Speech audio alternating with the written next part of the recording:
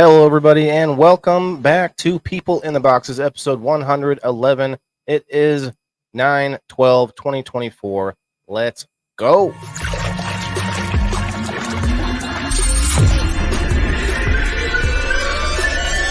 Hello.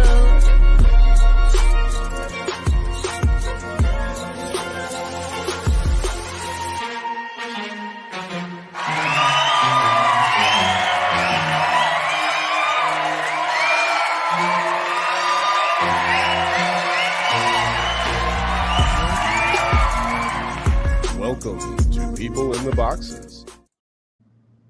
All right, everybody. 9/12. 9/12. Yesterday was a crazy day to remember for those of us who remember. I did very briefly talk about it on my show last night. 9/11. It was a crazy day, right? A lot of people died. It was a very traumatic day. But then 9/12, just the very next day, just one day separated. I don't know about you, but I had already joined the military at that time before that happened. And I remember 9/11, but I also really remember 9/12.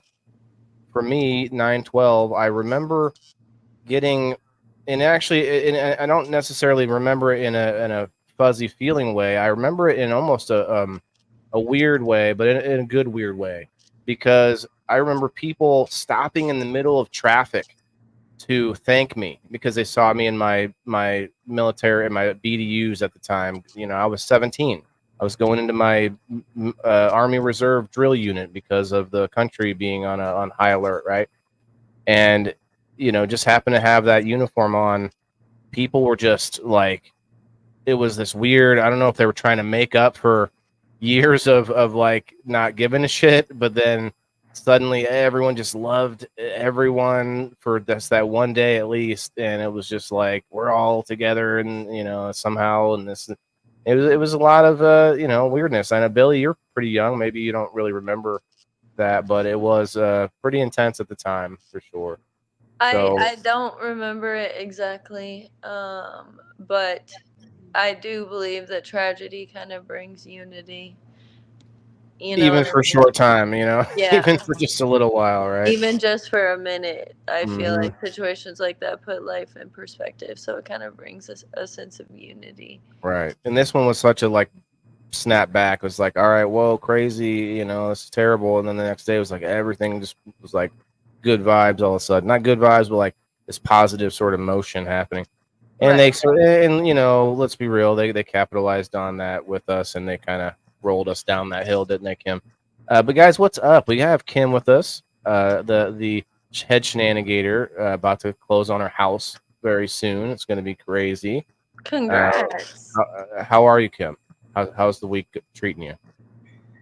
It's been a mixed bag. Like, just my anxiety's like crazy right now with the house thing, and then I'm gonna have another surgery coming up. Hopefully in November over Thanksgiving, and just crazy. I saw Oh this.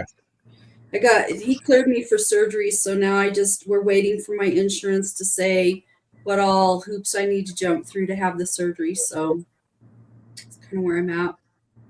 yeah. You guys, if you didn't know this, Kim used to jump through a lot of hoops. Some of them were flaming, some of them would be, just got Billy on that one.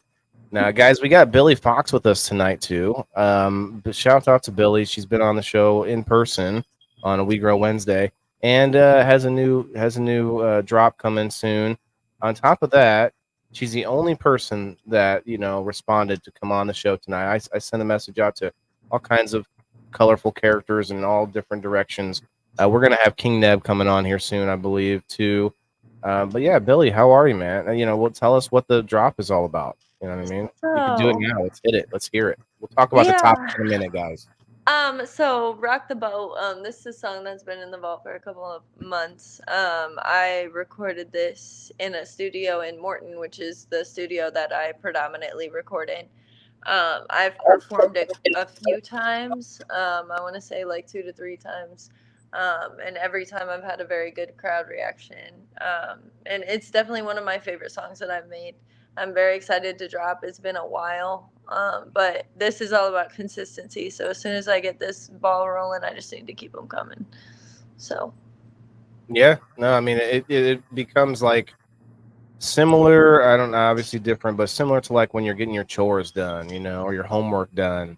Like you have that sense of accomplishment when you make that finish line, and mm-hmm. then it kind of gives you that snowball effect. Like just keep it rolling, you know, keep that momentum. I guess is the scientific term, right? Yeah, and with things Uh, like this, it's all about consistency. So For sure. Now I know some artists will keep back a ton of music and just try to release a little bit at a time.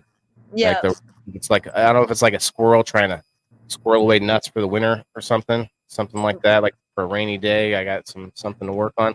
Now right. you did something crazy, Kim. I'm not sure if you saw this, but I did put out a reel after the episode. So the reels, actually two reels. They were like the video you sang for too long. I had to cut it in half for the reels, but Yeah, I thought that thing that you did where you mixed all your songs together, I don't know what you call it, collage, compilation, a uh, mashup.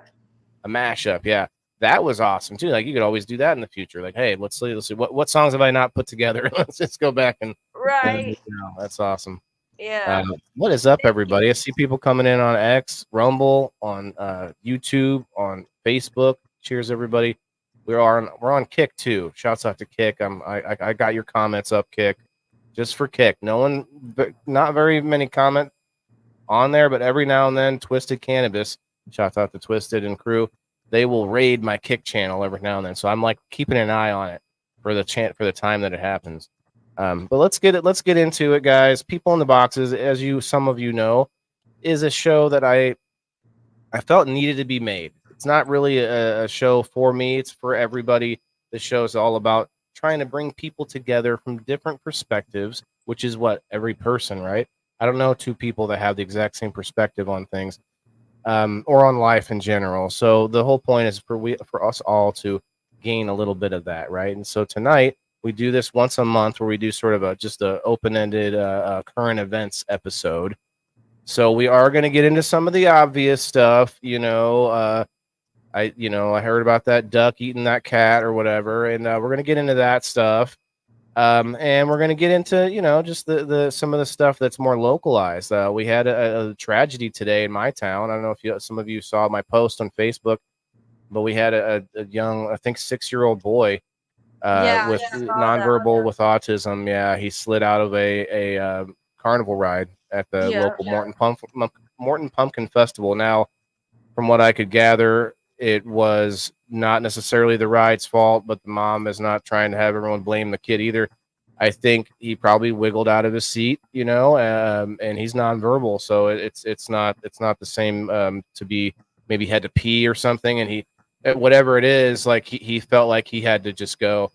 Some other people said he jumped. Like I don't think it was necessarily that he jumped. He probably wormed out of his restraints or something like that. But anyway, he did break his nose. He's got stitches somewhere as well, and head injury.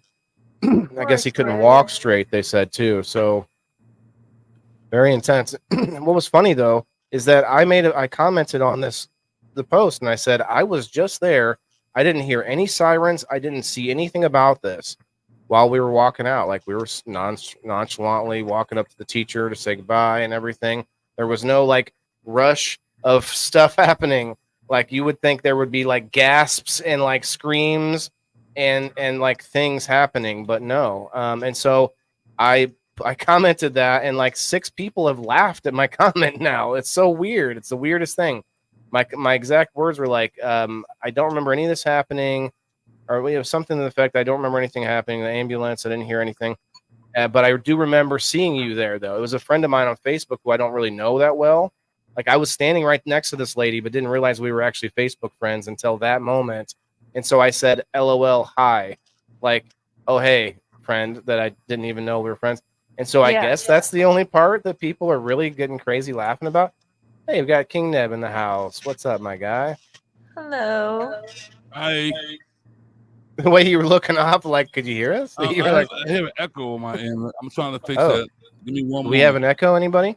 Anyone else out there hearing the echo?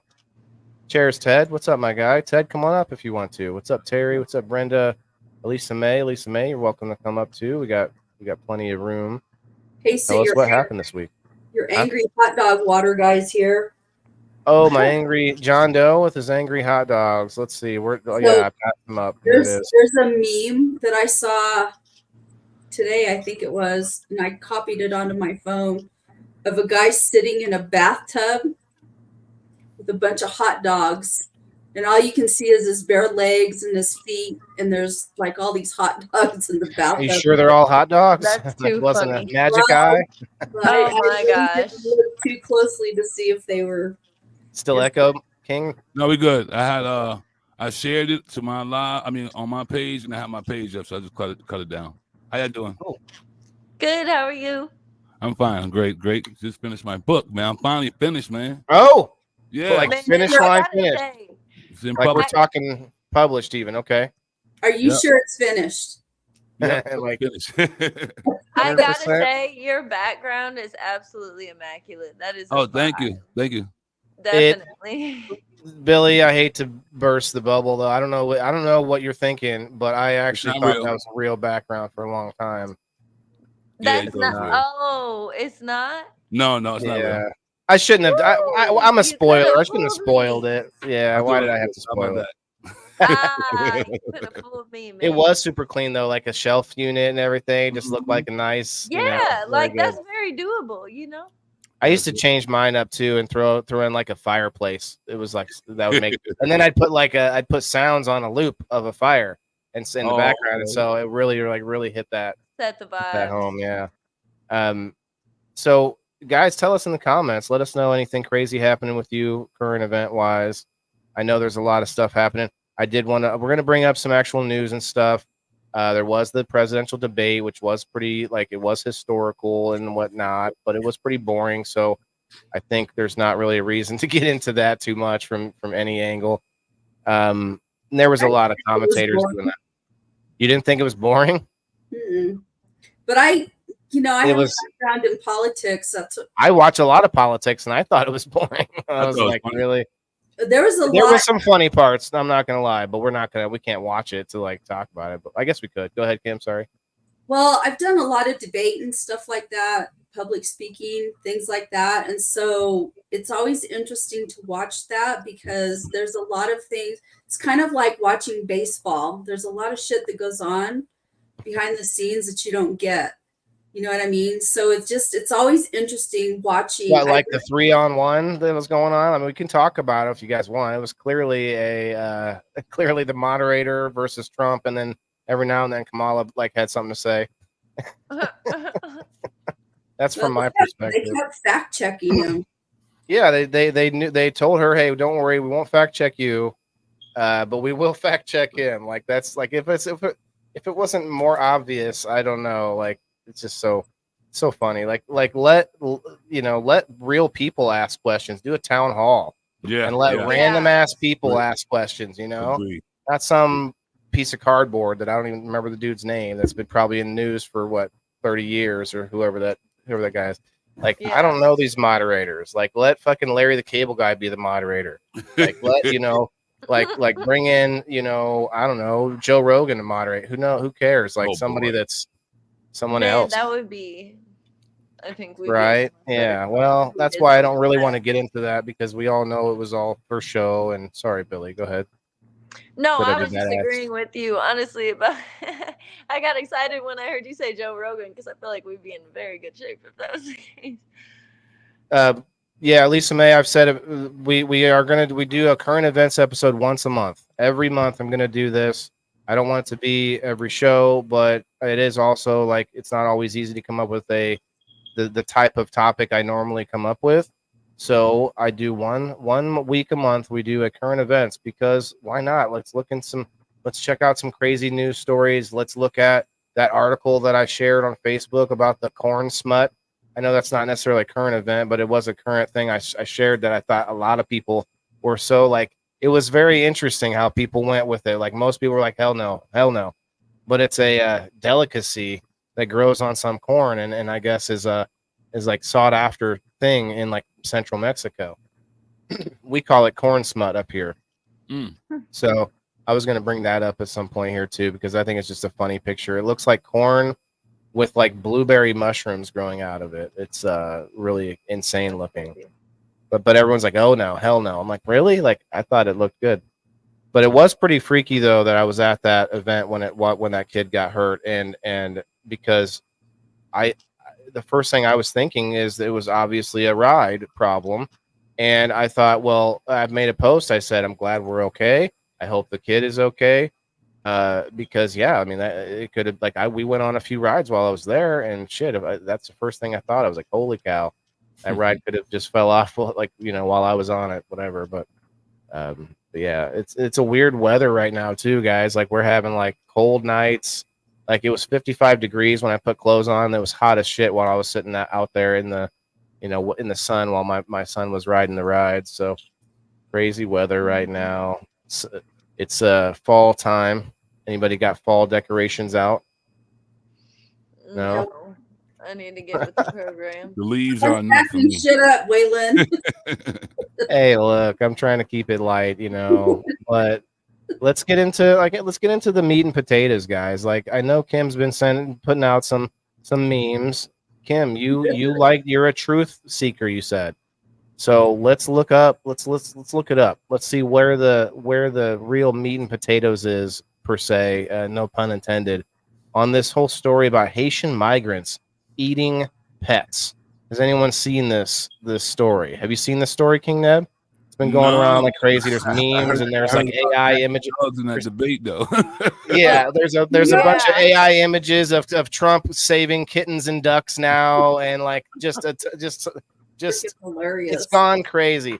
But there's always a little truth in what we might be hearing, and or at least where it came from anyway. Not whether it's a true story, but where the real the origin came from. And I actually did a little research on this a few days ago. I'll see if I could find it. There was a woman. I don't know that if she was an immigrant or not, but there was a woman that was caught who killed a cat, kicked its head in, and was eating it in public in Ohio. That was in August. Did you see this story? I did, and I researched that because I was like, what the hell is behind this? And it wasn't even in whatever city. It was in a different city. It was in the ducks is what happened in Ohio. Right. Okay. Well, this one I think was in Canton, Ohio, not Springfield. Well, they're in the same like state. I don't know. It seems odd. But there's a lot of Haitians in Springfield. So apparently the city leaders in Springfield had marketed Springfield as a good place for the Haitians that were legally immigrating to the United States. So they have a large Haitian population there. And I haven't had time to really delve into all of that because I'm like ridiculously busy at work. But I'm going to see if we can find something. But this lady that ate the cat was not Haitian, first of all. Second of all, she's got years. She's got many years of issues with law enforcement. So I believe it. And when I looked at that video, I looked at the video and she looked like she was on. I didn't see a video. I just saw I saw her mugshot. It didn't show her eating anything, or like you really couldn't see anything. But she looked fucked up. She looked like she was on something to me. Yeah, this lady here. Yeah. But it brings up the bigger question. So what I saw, and this is just from me seeing the back and forth, the discourse on these posts, not just yours, Kim, but a lot of people were posting about it. And a lot of the people who were saying no, they were actually killing ducks in the park. And then the other side of this, we'll call it the blue side just for shits and giggles, was saying, oh, well, that's cool. Who cares about killing ducks? Okay, all right. Now let's be honest about this for just a moment and say, yes, grandma's sitting on the park bench feeding ducks with popcorn or whatever, throwing bread out, and there's like a random person, I don't care if they're Haitian or whatever, a Martian, sitting there right next to her, killing a duck and eating it. Like, are we saying that is okay? I am going to say that's probably not necessarily what we want to have happen in our public parks. Okay. Now, I agree that people kill ducks. People kill ducks for sport and for food and all that. But I don't think we do it like in public around kids swinging on the swing set. You know, like there Yeah. is a line. Now it did got blown out of proportion because of this story, I think. But there is a bigger story here in that it's actually legal, and I'd have to look to make 100% sure, but I believe Kim Cooper, who put this out, I believe that she probably did the research. She said she did. So do your own research here. But there are several states. She said 13, I believe, if I'm not mistaken, states in America, in the USA, that is legal to eat dogs or cats or pets or something. There's some category there. I think dogs at least, if not cats too. So that part right there is an insane find because of this sort of unearthing, because of this back and forth, everyone doing a little research to have some actual facts, and they find out, well, hold on a second, we already do that here. You know, like, well, hold on. So I guess we're all sort of found a little found a little short on that one, because who cares if it's Haitian immigrants if we're just, but I do kind of care about the like the murdering of ducks in front of people. Like, that's a different thing. I think, but like restaurants being able to legally serve dog meat or cat meat or things like that, that's a disturbing thing in itself right there. Well, it's meat, it's food, and so Did you see this, Kim? the Civil War. What is that? That's a real picture. What is that? Is that Donald Trump? Who is that? No, that's Joe Biden. You don't know who that? Yeah, Oh. he's hard to recognize when he doesn't have the right. This body double today was a different one. Oh. He doesn't have his skin pulled on right. It's different. It's a different one. But no, he literally he put it on over another hat. But I think this is just hilarious and just different. I don't know, and weird, wacky world. Like, like what is happening here? During the Civil War in I think it was Louisiana. Chinese restaurants, probably. Yeah, go ahead. Yeah, Chinese restaurants are known. China's known for that. Yeah, a lot of Asians, Filipinos are the same way. I used to go in the Chinese restaurant. I used to go in the Chinese restaurant in New York City. Be like, let me get an order of cat fried rice, please. Flat. I've heard it said, "Oh, Japanese chicken." Meow. Any of that. But during the Civil War, when they were doing I think it was during Scorched Earth and those campaigns like that, people were starving and they were killing their horses and eating their horses. So, and horse meat is still something that I think people still eat. We don't think of, it's kind of gross thinking of that because most people love horses and it's more like a pet, but it's livestock. You're hungry, you're going to eat whatever you got available, Well, people will eat. We've seen they'll eat each other, like the movie where like here we're like the movie the Alive, where they're in the plane up in the mountain, and the guy's like eat me to survive or whatever. Yeah. Rose says that's a made up story. So Rose, what I was trying to get at is that there's parts of the story that were why it got blown out of proportion, And I did actually see pictures of I don't know if they're Haitian or not, but people carrying headless ducks. So I believe that's happening. I watched a guy speaking to a black man speaking to his town hall. I forget where he was speaking to them at, but I watched the video of him explaining, like, why aren't you all out here doing this, taking care of this? They're literally chopping heads off the ducks and taking them and eat them. And so that, I think, is a true story. Now, whether or not you care about park ducks is another thing, but I think it did get blown out of proportion to like our pets, right? Everyone's just murdering your pets. Well, that happens though, not necessarily on a massive scale. Go ahead, Kim. Well, you have to understand that people are coming in to this country from other countries, and some of them are a little for lack of a better way of putting it, are a little less civilized than what we are here, right? We have rules, we have rules of law, we have mores, and just ways of doing things. And you have these people that are coming here from wherever that are lead lives that are different. And when I was in college, I read this book called 20 Years at Hull House, and it was written by, oh God, you should know, she's from Illinois. I can't think of her name. But she did a lot of work with immigrants during that big surge of people that were coming in, like in the 1800s and stuff. And, one of the things that book talks about is how they didn't have sanitation. You had people that were coming in that were immigrating so fast, and they were bringing their way of doing things with them that wasn't the most sanitary, and it was causing a lot of illness and stuff, typhoid, and I don't remember all the diseases, but diseases that are born from filth. And so I just having read that book and thinking about these people that are immigrating here, I can see them totally doing that, because probably where they come from, that's what they do, and we don't do that here. And I don't want my grandkids to see that. I don't know though. Like I when I was a kid, there was not a story, but one of my neighbors killed another neighbor's dog just because he was getting annoyed with the dog. It was always yiping at him and shit. And he one day killed it.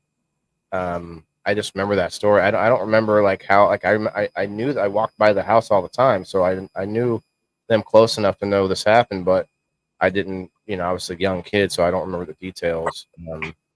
Yeah, I feel like some people don't have nearly the affection towards animals that others do, and we know this, right? So some people, and over the years, that's kind of been twisted on us through like Disney and all the ways that we have talking animals, and like we've given animals souls and everything else, and it's like all dogs go to heaven. Ever since then, it's like, oh well, like I don't know. Like, do all ants go to heaven? I don't know. Well, it's different when you have a pet, Cheers, somebody's pet versus, some bird that's swimming around in your pond. I don't know. I haven't interviewed these people. I haven't. Oh, if it's a random pond, fuck yeah. Kill that duck. Researched it, but I can totally see where people who immigrate here from maybe less civilized places, but they don't have a better place to go. They're in the middle of a city. So to your point, like if they could go to some wilderness, they'd probably do it out there. But it's like they don't know how, like I mean, they might know how, but like it's several miles from most major cities to get to anywhere you might think of as wild, Yeah. Well, I don't think it even matters that it's wild or not. I think that they're just living, in my opinion, a good possibility that would answer that would be that they're just living how they would normally live. You know what I mean? For sure, that's the reason. I just think that if it's in a city park, around kids, and I just have this image of grandma feeding the ducks on one side. I am not defending this. I would be completely horrified. We have a local park here that has a pond, and there's ducks and geese and I don't know what else. Fish, I think, in there. And we go over and we take bags of peas and we feed the ducks sometimes. I take my grandkids. Peas? I would be peas. Wait, why peas? Because they're healthy. I thought it was supposed to be like bread or something. No, bread will kill them. It has no nutritional value, and it bloats them, and it does horrible things to them. But it does to us too, but we still love it. I don't know why. Yeah, but it's not natural in a duck's diet to eat that shit. So we take peas and feed them peas, Interesting. Frozen peas, and sometimes never uncooked rice. Remember that was a thing for weddings? Yeah. Uncooked rice. Yeah, it'll kill them. That, Ned? You ever, like the fucking birds would explode? Yeah. Never got to see it. Yeah. You can also do that with like, what was it? Alka-Seltzer? Yeah. I heard about Never did it. We did this though. when I was in Iraq. I'm not condoning what those people did at all. I know it's. I'm just explaining the behavior. We get it. No, might be an understand, that may be why they're doing it. But there's backlash on that now. I was had the TV on. I don't usually particularly listen to the news, but the TV was on. I had been watching the local news to catch the weather, and there came a segment on where they were talking about the backlash that these Haitian people are now experiencing, like their lives. It can't just be Haitians either. There's got to be many countries that do similar things. Oh yeah, there's all kind of people. So I think it maybe has to do with the concentration of Haitian immigrants in that area, and maybe people are making a bunch of assumptions because you can't know just by people. I've talked to a few people online who are from Ohio, from those areas, and they don't like Hello, Lisa. They've got issues with them, and so they feel like they've infiltrated, and there's a lot of them, and it's anywhere you live where you have a concentration of an influx of a particular cultural or racial group that doesn't understand the racial group that they're integrating in, that there's going to be that friction there. We have it here all the time with the Mexican people that immigrate here. We have it with just Americans. What? We have it with just Americans. Oh yeah. Yeah. I mean, I'm a very tolerant person. Like I get along with. I didn't hear it. Sorry, go ahead. But I have been in places in California where they were predominantly Black, and like I normally, like I fit in. I'm a blender. I fit in with people, and there have been certain things where like I was very uncomfortable. So we're all that way. It's like you're an outsider. It's that whole EMIG versus edict. Elisa, could you turn your volume down just a tiny bit? I think we're just getting a little bit of feedback. Yeah. Yeah, I didn't hear you boop in either. We got someone else coming up too. I believe Johnny Paradise. Nice. Send him the link here. He's a ex Spaces host, basically does a lot of other stuff. So Kim, I think you're right. I just don't think that. I think there's a nuance to it. Everybody was like on like extreme sides of this, like, oh yeah, who cares? And then the other side is like, what? They're harming a hair on our ducks' heads. Like it was like this total extreme. And it's like, look, I get it. I think there's a happy medium here. We don't need little Susie on the swing set. Huh? So do you feel that way about chicken? Well, I wouldn't want to see chicken slaughtered in front of the I wouldn't mind going to the slaughterhouse. I'd watch it happen. I don't think it would be fun necessarily, but it might be interesting. Yeah, I'm not at all interested in seeing any of that stuff. I mean, I know how to. My dad taught me how to field dress a deer, how to clean fish, all of that kind of stuff. I don't want to sit there and watch it, and I really, unless I'm in a survival situation, really not interested in participating in any of that. Yeah, I go to Red Lobster. I don't even look at the tank. Yeah. I don't even yeah, I can see that, man. I have a friend that they raise their own food, and so I used to go over there, and one day I went over there, and they had just gotten a new cow. And I was like, oh, you got a cow? And she said, yeah, that one's lunch. And that one over there is dinner.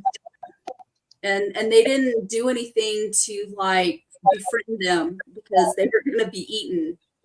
So I don't know. Is mine better? Yeah, it's a little better, but I don't know what that is. It's not usually there. So like a little bit of feedback. Yeah, that's all. But it's not that bad. We're good. So we got Johnny in the house. What's up, Johnny? How are you, brother? Johnny. Hey guys, what's going on? It's good to see you. What did I miss? Oh, we're just getting into it. We did kind of lightly touch some of the big things, the big goings-ons, but we also like to talk about personal current events. There was some crazy shit that happened in my neck of the woods, and we kind of go over that too. Of course, we talked about a little bit about the pets and ducks story. We were just getting into a little bit out of that, kind of finding the nuance into it. How a lot of people were so one sided on each side of that.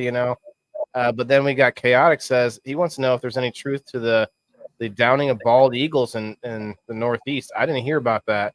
I did put something in my post about. I was playing dumb. I said I shared this and I said y'all got to fill me in here. Did was Taylor Swift killing bald eagles and What? they ate and they ate ducks and cats at the debate? Was that what happened? And I was like, come on in and tell me what happened, guys. And Wow. yeah, I heard about Taylor Swift, back in Kamala. So I thought, well, hell, maybe she eats cats too. Let's throw her in there. And but I didn't hear about the Eagles actually. That's random that you said Eagles since I threw Eagles in there too. But did anyone else hear about this? Yeah, I've heard about it. Killing bald eagles in the Northeast? That sounds insane. Wow. Maybe are we talking about? No, it wasn't in the Northeast. It was in Nebraska. Oh, that's what NE is. Yeah. Hey, come on. So the guy that did it apparently is a Guatemalan native. And he went to hide. Apparently, it's true. I don't know why he did it. Deputies found the dead bald eagle in the trunk of their vehicle. They told deputies they planned to cook and eat the bird. Yeah.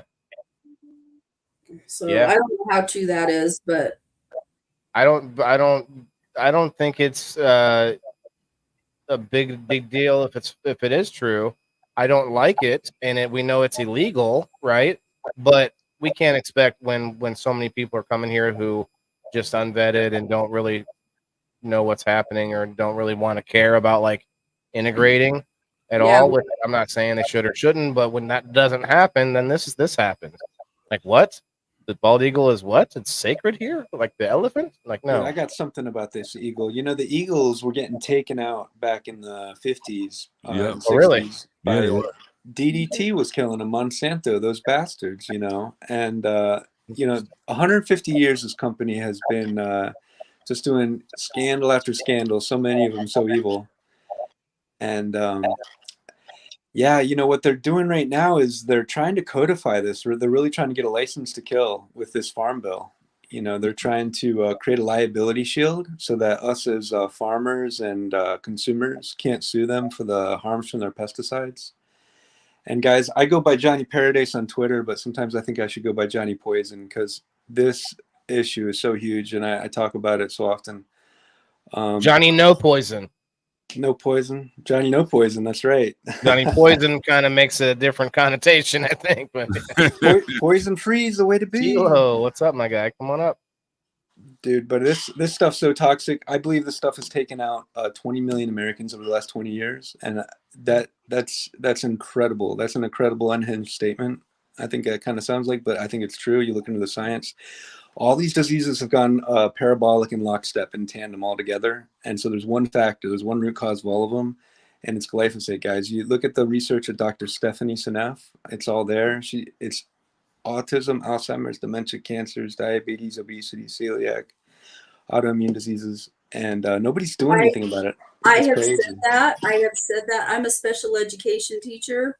Been a special ed teacher for 25 years in January, and I have felt like petroleum-based stuff or these chemicals or whatever, these forever chemicals are causing this health crisis that we have, this autism, I don't think that every instance of autism is caused by it. I think but it does seem to be the most predominant thing I'm telling you, there is something to the chemicals and the freaking petroleum products. They're hormone disruptors. There was just a study that I was reading earlier this week about there's something, I can't remember what it was now, but something in little girls that are 8 and 9 years old are starting their periods. Okay. And so that's crazy. there was a research study that just came out recently talking about there's something, it's a hormone disruptor. It's I can't remember what it was exactly, but it's something that's a common forever chemical that is in like your shampoo and conditioner and soap and all of this shit that's causing this shit. So I agree, but I also, Johnny, were you in the space with Apothecaro talking about there's another theory that runs along the same lines as far as every time we had a jump in technological advance, specifically nuclear and radioactive, every time we've jumped like 5G and back further. Okay, I got something for that. Yeah, There I is was in a space. I might have been in the space you're talking about, but here's my pushback. Okay, we've got 5G in Japan and Europe and all over the world. Mhm. Americans are dying. This is an American epidemic of all these diseases going parabolic like this. Europe's way healthier than us. We used to live Are they just though? as long. Like, I mean, where can I research They that? left. They left. Okay. Yeah, they are. The Okay. I mean, Well, I just don't like assuming that we're the worst. You know what I mean? well, Like, well, Well, Waylon, let me. Obesity in France they have way lower rates of obesity in France. Let me say it like this, Waylon. 40 years ago, we lived just as long as our Western European friends, and now we live 5 and 6 years less than them. What's changed in the last 30 years? And it's this glyphosate. We're using more than 10 times as much as they are. And along with that, we've got 1,000 chemicals allowed in our food that they've banned. So our food's toxic in dozens of countries, and it's crazy. And these GMOs, they're not even tested, guys. The BT cotton, by the way, when the goats and the water buffalo eat it, they die, all of them, and they don't even the do BT safety cotton? testing. What's that? Sorry. BT cotton is a special cotton that's GMO to kill Okay. caterpillars. So it's got the BT kind of same thing in it. And our corn, our soy, our canola, it's GMO, but they don't test it for safety. There's no long-term testing. But yeah, this glyphosate, guys, I think that's the real bad guy. And I think that my call to action to all of us is listen, they got on our back heels trying to literally like trample the Constitution. This is against the 5th Amendment of due process, the 10th Amendment of states' rights, and the 14th Amendment of equal representation under the law, as long along the lines of us and corporations superseding us. But so they're trying to trample on our rights, and they're literally trying to codify what I call a Holocaust, and I don't think that's hyperbole. And what my call to action to us is we got to get on the offense, and we got to ban the use of this glyphosate on our harvests as a desiccant.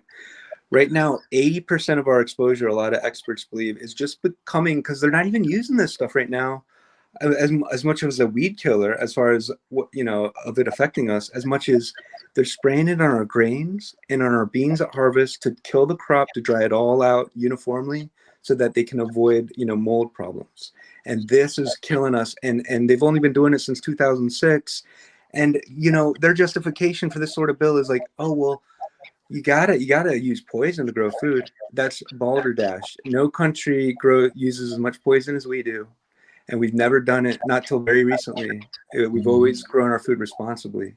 And Let me push back a little bit. We export some foods? A lot of foods, a lot of countries won't take our food.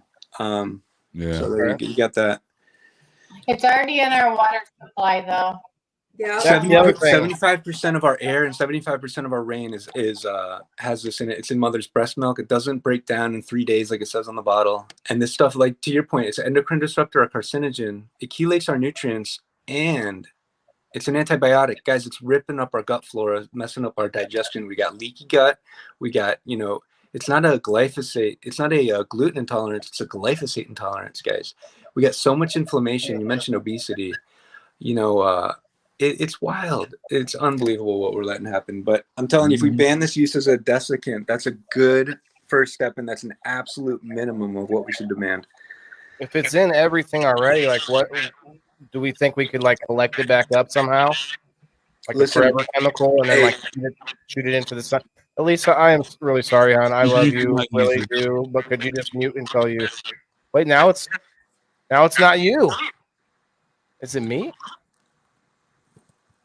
Is it me? Is it me? Maybe it's me. Let me jump off and come back on, dude. I love you guys. Thank you May. Thanks for the info, I owe bro. you an apology. Going. I think maybe I you're. don't- Say Is it something, me? Lisa. Yeah, it was him. You were the only one echoing. When he talked, it didn't echo. I Now how come no one told me I had an echo? Do I still echo?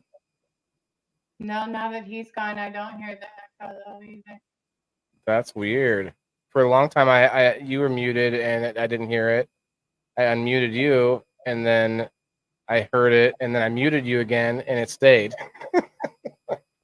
It's like It's like what happens when you guys remember having a radio, and it might still happen in the car radio, where if the station's getting staticky, you put your hand on the radio and it clears up. Yeah, you Fonzie or something? Yeah, your electromagnetic field has something to do with. Oh, Twisted in the house. What's up? I see you. I see you. Yeah, on Kick too. So like they almost they almost had me. I see you. Okay. I have to put that on screen somehow. Yeah, I still hear it. It's weird. I don't know. It's StreamYard. StreamYard does this shit. I could leave and come back on my phone. Maybe. I would like you to. You didn't really get to say much about what's going on in your life. Okay. But come on back, and we're gonna do a spin here soon, guys. I'm gonna be run getting. to the bathroom real quick. Yeah, you're welcome. No, I'm gonna be putting the wheel up here for people who hit the like button and share us out. Also, you get another chance over on X and another spot over on Rumble. So if you go to X and Rumble, hit the like button, throw a comment in there, say hello, comment in the live chat if you can. So we got a book coming out. Yes, sir.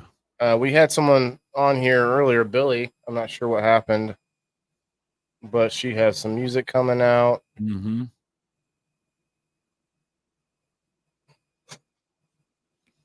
I'm fixing to come now as we talk, so pardon me. You're doing what?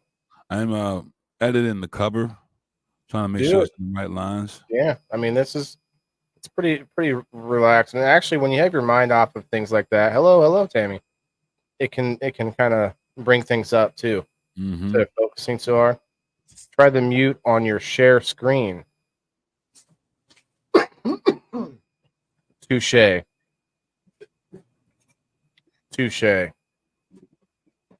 I think that might be it. Twisted had the good answer, the right answer. I have the audio shared in on my shared screen, so it probably wasn't Elisa May or Johnny Paradise. Hi, Elisa. I think I know why there was an echo now. Is there an echo now? No, you sound much better. Oh, well, the other camera was better, but.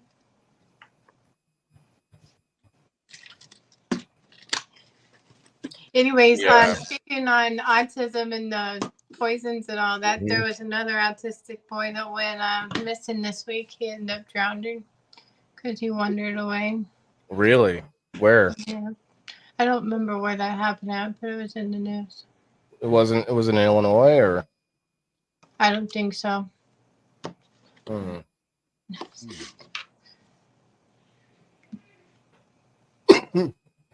Anyway, I'm gonna share this up.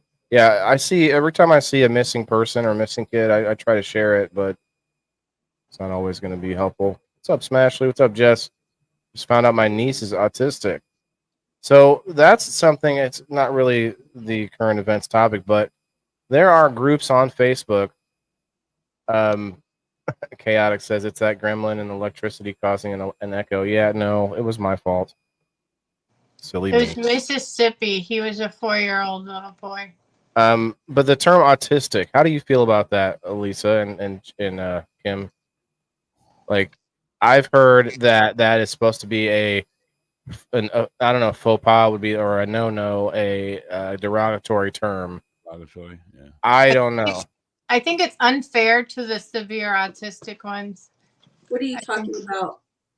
So there's some groups on Facebook that will like berate you. They'll like get in there and like compete over who has the most like difficulty or the most like issue with their kids.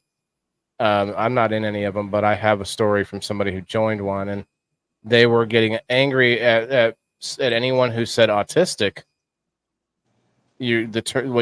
What they say you're supposed to do, and I'm not either way on it, guys. I'm just wondering. Right, you can't use the R word for, you know what I'm talking about. People are using the R word so much now, and I'm like, Yeah. I don't like it for some reason. Is it weird that it bothers me that everyone's throwing out the R word for everything as like a fun thing? Like, oh yeah, you're.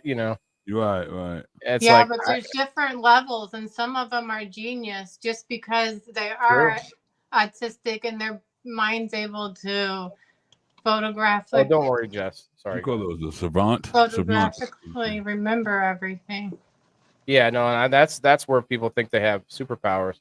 Jess, don't worry about it. You just made me think of it because you're not the only one. Like, I mean, Lisa May just said it. Like I say it, but I usually, for some reason, what's up, Smashley? For some reason, I try to say with autism, which seems like you're going out of your way. But So one of the what do you things think? that they're trying to do with people that are with disabilities, just in general, is that they're not labeling that person as autistic. They're labeling them as a person with autism. So they're trying to separate that out because a person is more than just what they're afflicted with. You know what I mean? Does Right. that make sense?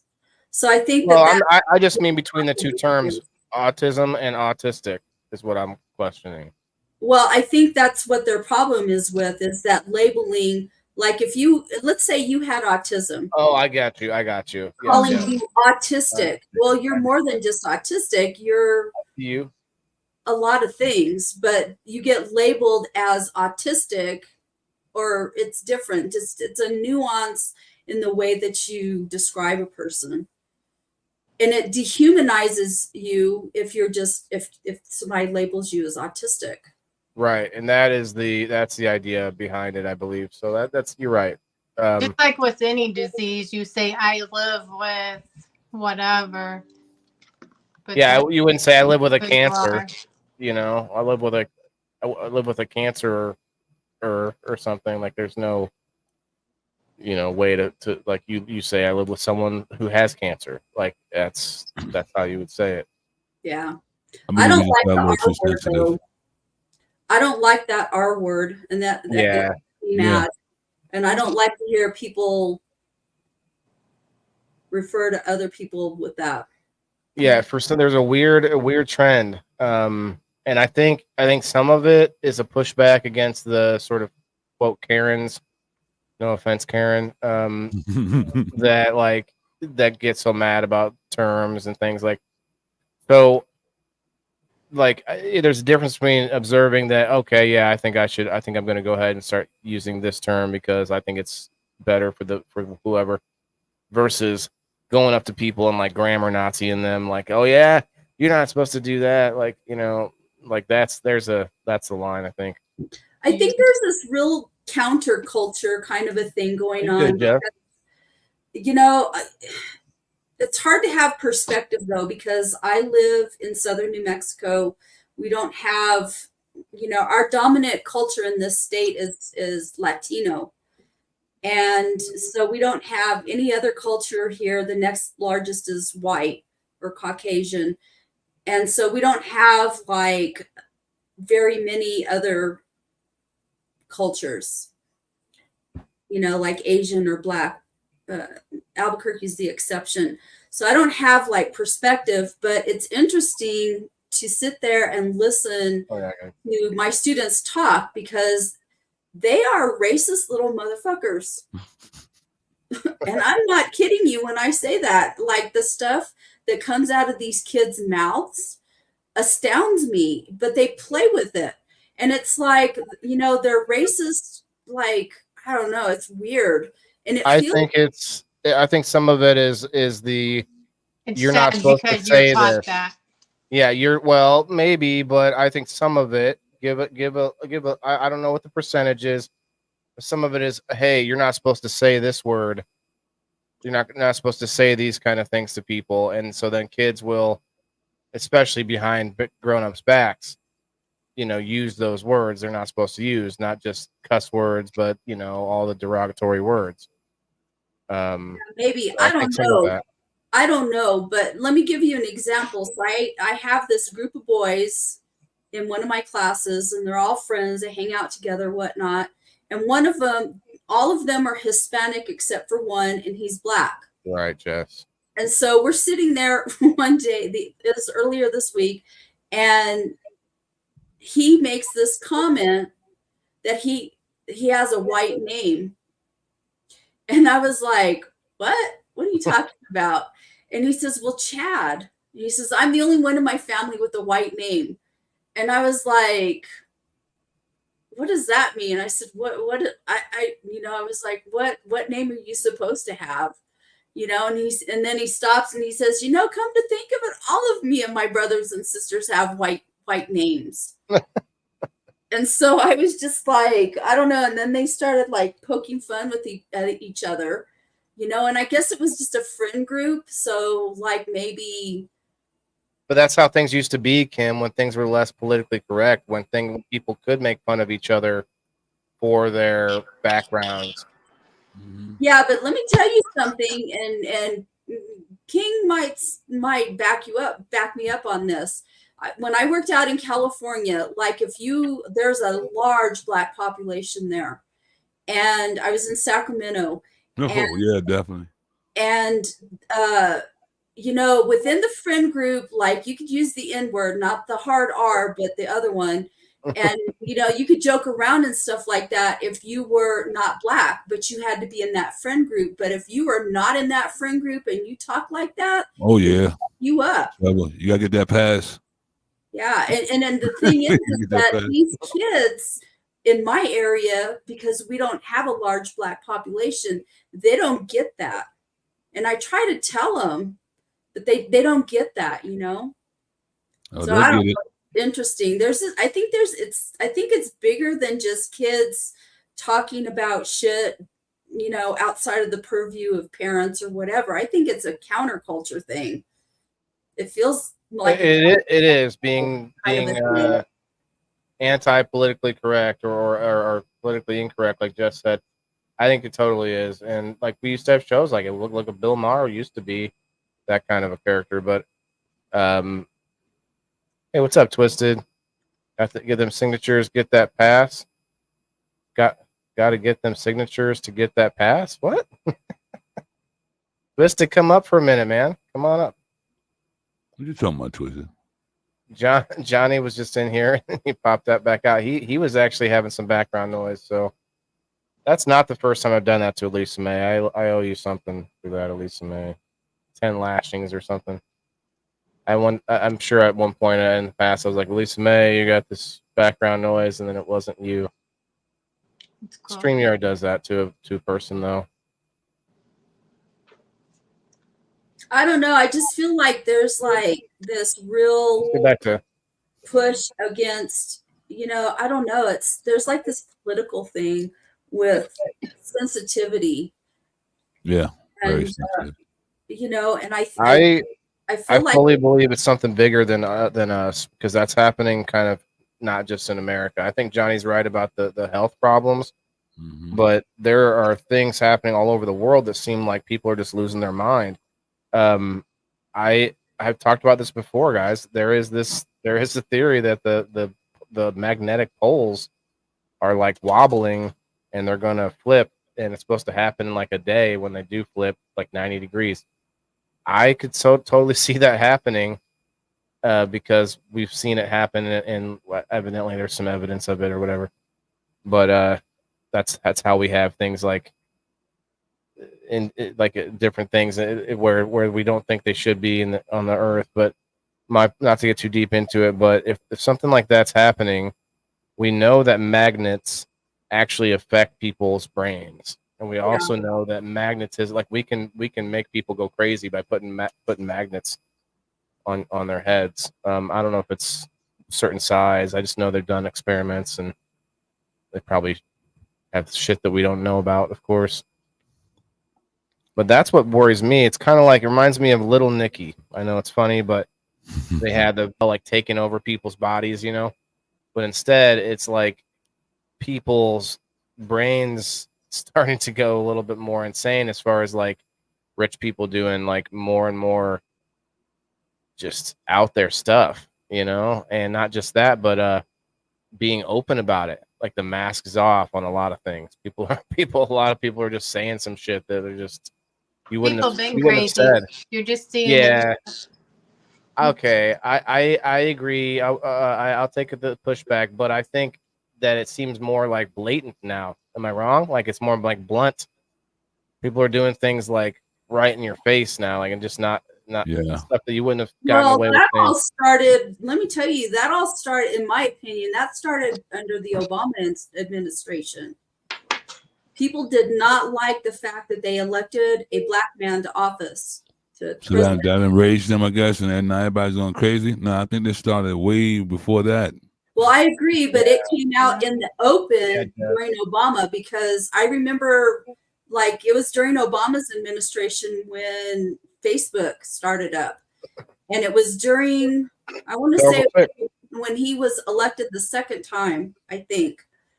You started, I don't know if you guys know, I'm sensitive to that kind of shit, but I just started noticing like really ugly racist stuff publicly circulating, you know, like things where they would simulate lynching him and just all kinds of ugly Yeah, stuff. the racism came out that time, you know. Oh yeah, big time. And I told my son was like, I'm gonna vote for Obama, and I told him, I said, well, I said, I don't think this country is ready for a black president. I think it's gonna. Why not? It was ready for a white one. I understand. I have to push back here a little bit. You may push back, but I'm telling you, it brought out the ugly in people, because so what you're saying is there's still so many underlying racial tensions left over from Jim Crow and everything. I don't think that's the case. Civil rights movement, and you know, people. There are a large segment of white people in this country that are not past all of that. Of course, there's a lot of black folks that's not a, you know. There's new racism racism versa, too. yeah. Mm-hmm. There's new racism too, and there's also, this is the thing, and no one wants to like admit it. People, a majority of people will say, we'll call them maybe the more shallow thinkers in the world. Mm-hmm. They run into things that look different, and there is a natural sort of instinctual aversion to that. And that was a thing that happened in like tribally. That was a natural, like a survival thing. Mm-hmm. It was like, hey, this tribe looks fucking crazy different than my tribe. I better stay away. They're gonna eat me for lunch. Like, and that is a thing that people don't seem to be able to shut off. Some people don't, but I don't think it's a thing where it's like I'm superior. I just think people don't like things that are different than them a lot of times. Now, there are racists, but there are also racists that are the other direction, the soft bigotry of low expectations. Mm-hmm. Oh, I don't know how we're getting into this, but we'll get on a different topic soon. But yeah, I don't like it when people want to be like, oh, let me speak for the whoever race because I know best for them, and I'm just here to help them, and I'm their ally and such. No. Like, get off of your high horse. No one specifically, but I just mean like some people will come in and like act like I don't know. I've come in to be like to defend someone. That's different. People shouldn't see color. We all bleed the same. Yeah, but that's the problem. Is they're going. We all derive from the wheat color. the red springs forth, right? Mm-hmm. Well, I agree, and I think it's interesting that people don't celebrate our differences more, and that's what this show's all about. Mm-hmm. Because if it wasn't for differences, we wouldn't have things like competition to innovate and to make new things and to do something better or whatever. Without having bad, you can't have good. Without having ugly, you can't have beautiful. Like, period, right? So there's no reason to fear different. It's there to help, right? Different things are there to like change perspective, and that's what it's all about. So let me get back to this wheel here. I'm gonna get everybody from X real quick. Let me pull that up. If you guys didn't hit the like button already, I am sorry, but we're gonna throw everybody on the wheel from X and Rumble. Sorry, go ahead, whoever was that. There's a thing that I just saw on social media that was talking about a meme that was saying, let me see if I can find it here. Turns out ABC moderator Lindsay Davis and Kamala Harris are members or were sorority sisters. And I was like, what the hell? So I went and I looked it up, and they're both Black women, and they both belong to the same sorority. I don't think it was at the same time, but like, I don't know. People take shit and they just twist it. Yeah, I mean, That's there's advantage in that. I got a mixed niece and a mixed nephew and a white nephew. They hug and kiss each other, and they're only like 1 year old. They don't see color. No, Right. People put that stuff in your It does head. in your head, yep. And that's the uneducated ones. Yep. I believe well, it's so. just like when I was little, we lived when I was very little, from the age of 2 to 4, we lived in the Virgin Islands. We lived on Antigua, and I don't know how it is now because I haven't been there since I was a little kid, but the island was predominantly Black. We were one of a handful of white families that lived on that island at the time. And so coming in at 2 years old, like, I didn't know the difference between race. Mm-hmm. And my mom told me that, so one of the conditions for living on the island was that you had to hire a local person to work in your household or something. And so we had a maid. And so my mom told me that one of the maids was jealous of the other maid and pointed out the skin color difference between us. And my mom said that I got really, really upset about it or something. I don't know. I don't have any recollection of that, but I will say that, like, that's probably why having those experiences that I had very early, why I don't have the kind of prejudices that a lot of white people have. Like, I look in my own family, and, my dad wasn't particularly prejudiced. He was just a typical white person, didn't really know stuff. But what's that mean? Typical white person. Right. I think that most white people aren't aware of their biases, in my opinion. Just white people have biases? Right. No, I'm not saying that. I'm not saying that. Everybody has biases, but I'm not, I'm talking about, like, my personal experiences and my family.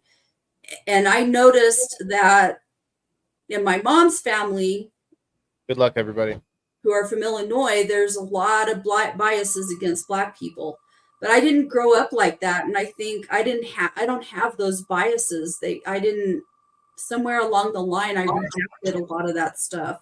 But wasn't a lot of racism not towards necessarily just Blacks, but like white people? Oh, yeah, dude. A lot of races, right? No, hold on. White people being racist towards any other race. Well, that is what I'm telling you. That's what I'm talking about. That primal, like, you could say dumb people or low IQ people, shallow people. They have that sort of primal drive still telling, well, that's different than me. And I don't know why I'm doing a Southern accent. Sorry, Southern people. Like, that's the trope, right? That's the Hollywood trope. And so, yes, there are probably more Black people in the country than any other non-white race, right? Wouldn't you say, Neb? I don't know. There's probably numbers out there somewhere to see that, but where are we at? Perry Wood, looks like. But yeah, anyway, we could have a whole conversation on it sometime, but let's get back to the topic. What Kim's is the good at topic? that. Kim's good at that. Kim doesn't even know the topic half the time. Yes, I I talked to do. you about it. Talking current events. See, she knew it. Pop quiz. But yeah, everything's I connected. brought up a current event. I brought up this whole idea of Kamala Harris and stuff. So, and the Yeah, that whole thing's weird. Like you like I don't care what race she is, but she definitely has like flip flopped and been kind of weird about it. They all do, man. Politics, Everyone, yeah, politics. you're right, exactly. So why not just They all own it up? do. Like, look, everybody, I was just playing. She'd probably win a hell of a lot more, like maybe not support, but like a little more, like I don't know, respect. If she's I ain't like, hitting no "Look." substance in that debate, man. No, what they're gonna do. Just no substance at all. Yeah, there wasn't much at all, or what was there? Nothing at all. Get them both out of there. Get out. Yeah. Get to Congrats, work. Barry. Neither one of them fit the part. Nope. But that's the issue is that people are that like you just said, at least it's like a part being filled. You know, like I don't like that either. I really like the idea that what is it? I think 5 years Elon Musk is putting an unmanned mission to Mars. I think that's when the next mission window is. Like him or don't like him, it's pretty simple math to tell. We have more chance to have more difference and more like diversity if we're on like multiple planets, multiple rocks, different places. I like space travel. You know, I know it's not perfect, but it could be fun one day. Let me check. I'll check real quick if anybody else added their number or got in on the number wheel before we spin. I'm gonna do another dab or two as well. Sitting at almost an hour and 20. Got about 80 people in the house right now. Cheers, y'all. Cheers. I don't know who's on. I don't know how many's on Twitch.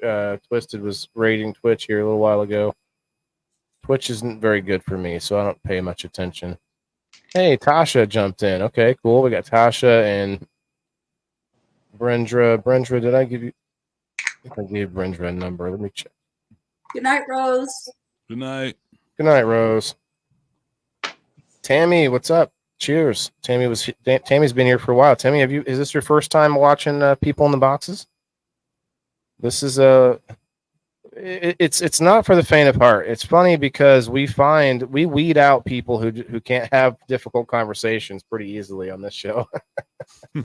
Like it gets pretty like and it's not. I don't purposely. I actually purposely try to take neutral approaches to most things. Because I don't, I want to play devil's advocate. I don't want to purposely have drama for the sake of drama. Because some people actually think, and it might be true, that if you have drama in your show, you'll get a bunch of people coming in or whatever. And it's like, okay, but Right. I don't, I don't know. I want the headache. I don't know if I want those people, right? What happened to that dude that was like the one that like went after me that one day? He's a pretty strong supporter for men or male I don't know if I'd call him misogynist, but he's a coach. He's around. He does a thing on. He's got an X profile now. Well, he hasn't been up since that day. Yeah, he pops through once in a while, and I make sure he puts a shirt on before he comes on. So that might be why he doesn't come back. No, but he sure was like, "All right, dude, shut the fuck up." Rose posted him. Yeah, he was. Well, that's why I like to bring him up. It's like, well, let's see what he's got. You know, what do you got? What can you convince me of anything? Let's see. And I I actually align with him on a lot of things, but not in like the same angle or the same like the tone that he's coming at it with. And I try to bring that up, but I think we've brought it up before. You know, you can attract more bees with honey than poop. You know what I mean? Yeah, well, he was certainly stinking it up that night. Why does poop always come up on the show? I I'm gotta not gonna say nothing. Yeah, 22. Okay, we're actually adding a number tonight. That's cool. I'm glad I checked. Adding Miss Tasha Chapman from Locals. Cheers, Somebody Tasha. asked how you get a number. Oh, hi Patrick. Hey guys, I gotta run. Much love to you. Thank you for having me. I'll see y'all next week. King, have a good night, man. You as Good well. night. Popping in. Behave Stop yourself. shitting up the place there. Kim. About the book's coming out. We need to kind of have you Oh come yeah, up the on a book's coming Tuesday. out. The Art of Growing Cannabis, Becoming One with Yeah. the Plant. It'll be out in a few days. So enjoy Okay. it. Yeah, you should. We should hook up on a Tuesday or something and do like Okay. a review night of it or something. But Sure, yeah, we'll sure. talk to you soon. Definitely. Or a Yeah, Wednesday. Oh no, we grow Wednesday. Yeah, I got you in the book. cool. Yeah, I'm in the book. Yeah, you are. Of course, I'm gonna represent everybody that represents, Give Come me a on, second, man. Sheena. Yeah, hell yeah, bro. I appreciate it. We'll Much see love. you next week. Have a good night. Later. Yeah, guys, go check him out. King Nebulous on Facebook. He goes live too.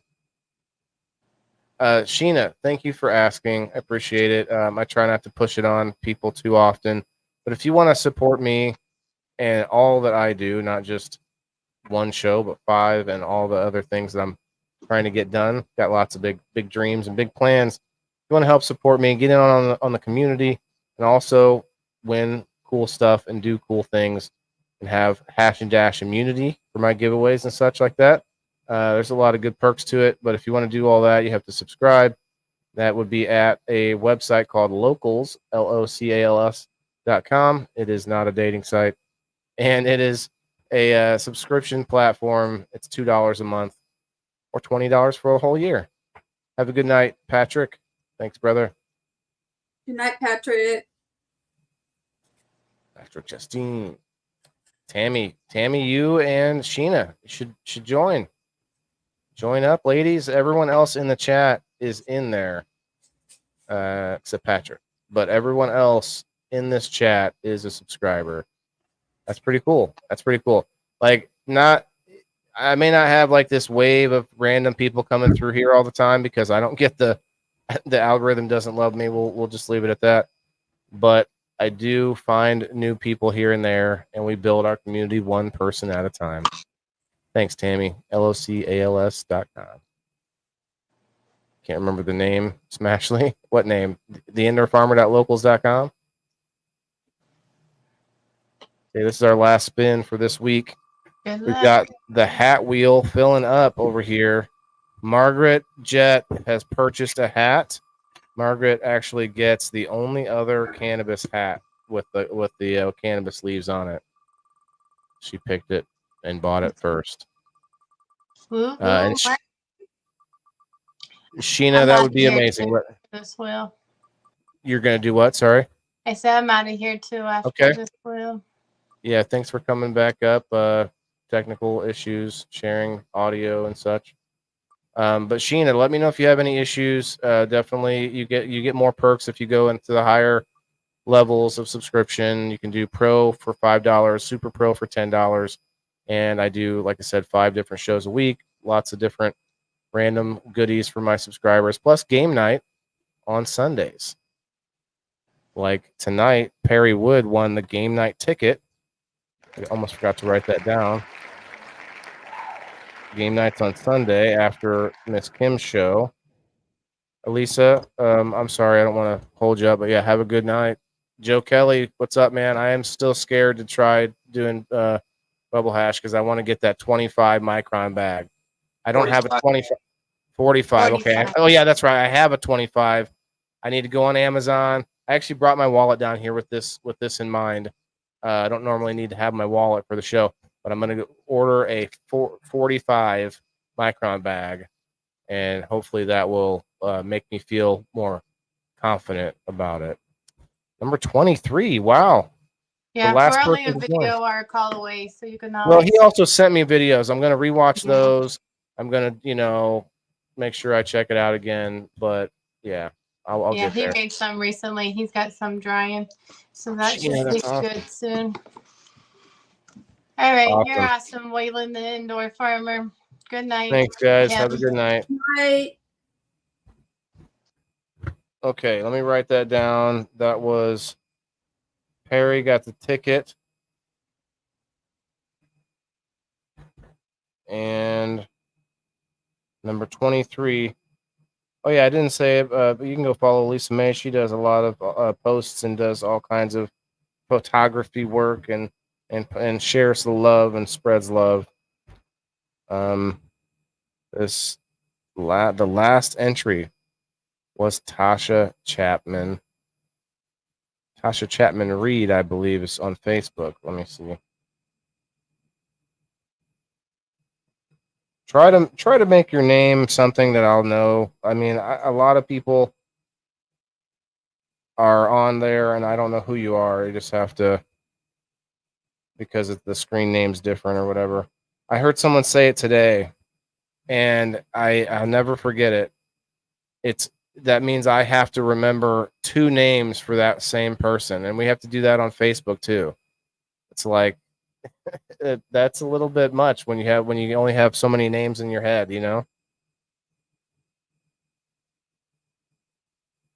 All right, I'm gonna do another dab, and we'll get out of here. Been a good night. We could really go on and on about current events. I let us get all over the place, but I think there was some big stuff happening this week, no matter how you slice it. And I try to pay enough attention, but I also try not to get caught up in it like a lot of people do. And if I do, I usually try to look into it. And a lot of times what happens is something comes out, explodes, and then the next day you find out, oh, that's not really what happened. This is what happened, you know? Well, there's so much hyperbole and sensationalism, and Oh, yeah. like this whole story with the Haitians eating the cats and dogs and whatever started with JD Vance, and I don't know about that. that's he's the one that's being attributed. I've seen him talk about it, I guess, but yes, he probably has talked about it. I'm not gonna discount that. Well, that's But where I've seen Ohio residents trying to plead with their municipality to like do something about it. I yeah. saw that. That was a But it pretty. made national news after JD Vance opened his mouth about it. Because before Well, that good. it was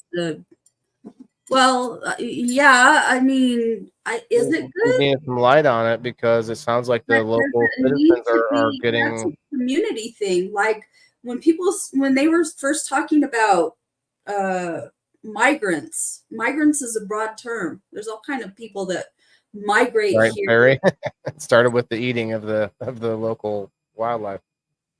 Good night, Sheena. But they label them as migrants, and so in my way of thinking, migrants are these people that are coming over our southern border. And I'm sitting there going, I lived here all of my life. I have never seen migrants. Those are no, they're illegal migrants. These are people, the people illegal that are migrants. coming over here are migrating here out of Venezuela and whatnot because of all the Like 150 other countries. Yeah. well, and there's people that are coming in otherwise with them. But Yeah. they're still migrants. Yeah, I mean, it's migrant not is a legal person ones. that migrates. So, but I've lived in this area all of my life, and so I'm sitting here like, what the hell is he talking about? I've never heard of such a thing. And so, and then like I start poking my nose into it. Well, they're talking about Haitians. Well, shit, we don't have any Haitians migrating here where I'm at. Where are they migrating at? Oh, they're migrating in Ohio. Okay. No, they were bused there or planed there. No, they weren't a little bit different. there. They were, from what I understand from my research, the leadership of Springfield marketed their community to them. So I don't know. I mean, that's probably true. Sanctuary. I mean, that's true, but like we're running into those people that migrated there legally. They weren't illegal migrants. They were people that came here legally, based on my research. So, Wait, but we're talking about different things here. I don't think we can tell who's actually killing the duck unless you walk up and like talk to the guy that's like chopping the head off and saying, "Sir, where are you from?" Like we could it could be a lot of countries that like but Haitian people. So we're conflating two things here. What like the Haitian population in Ohio, Springfield, Ohio, and this problem happening in Ohio, where, you know, supposedly in front of people, it's just happening. So I think that's where that's the distinction here. Like, we don't know unless there's probably more people on the ground there. I don't live there. We don't even really need to worry about it, other than the fact that it blew up this whole national conversation where there are other places in the country, a lot of places, that people are eating the stuff that we've been talking about, you know. Yeah, but Dog, the cats, purpose ducks. of it wasn't, the purpose of the whole dropping this whole thing wasn't to start a national conversation about other I'm just people, saying that it other did, though. cultures eating dogs, cats, whatever. It But was that's good. I'm saying that's good that it did. It was to target migrants. It was to label and target migrants. Oh, look what these nasty migrants are doing.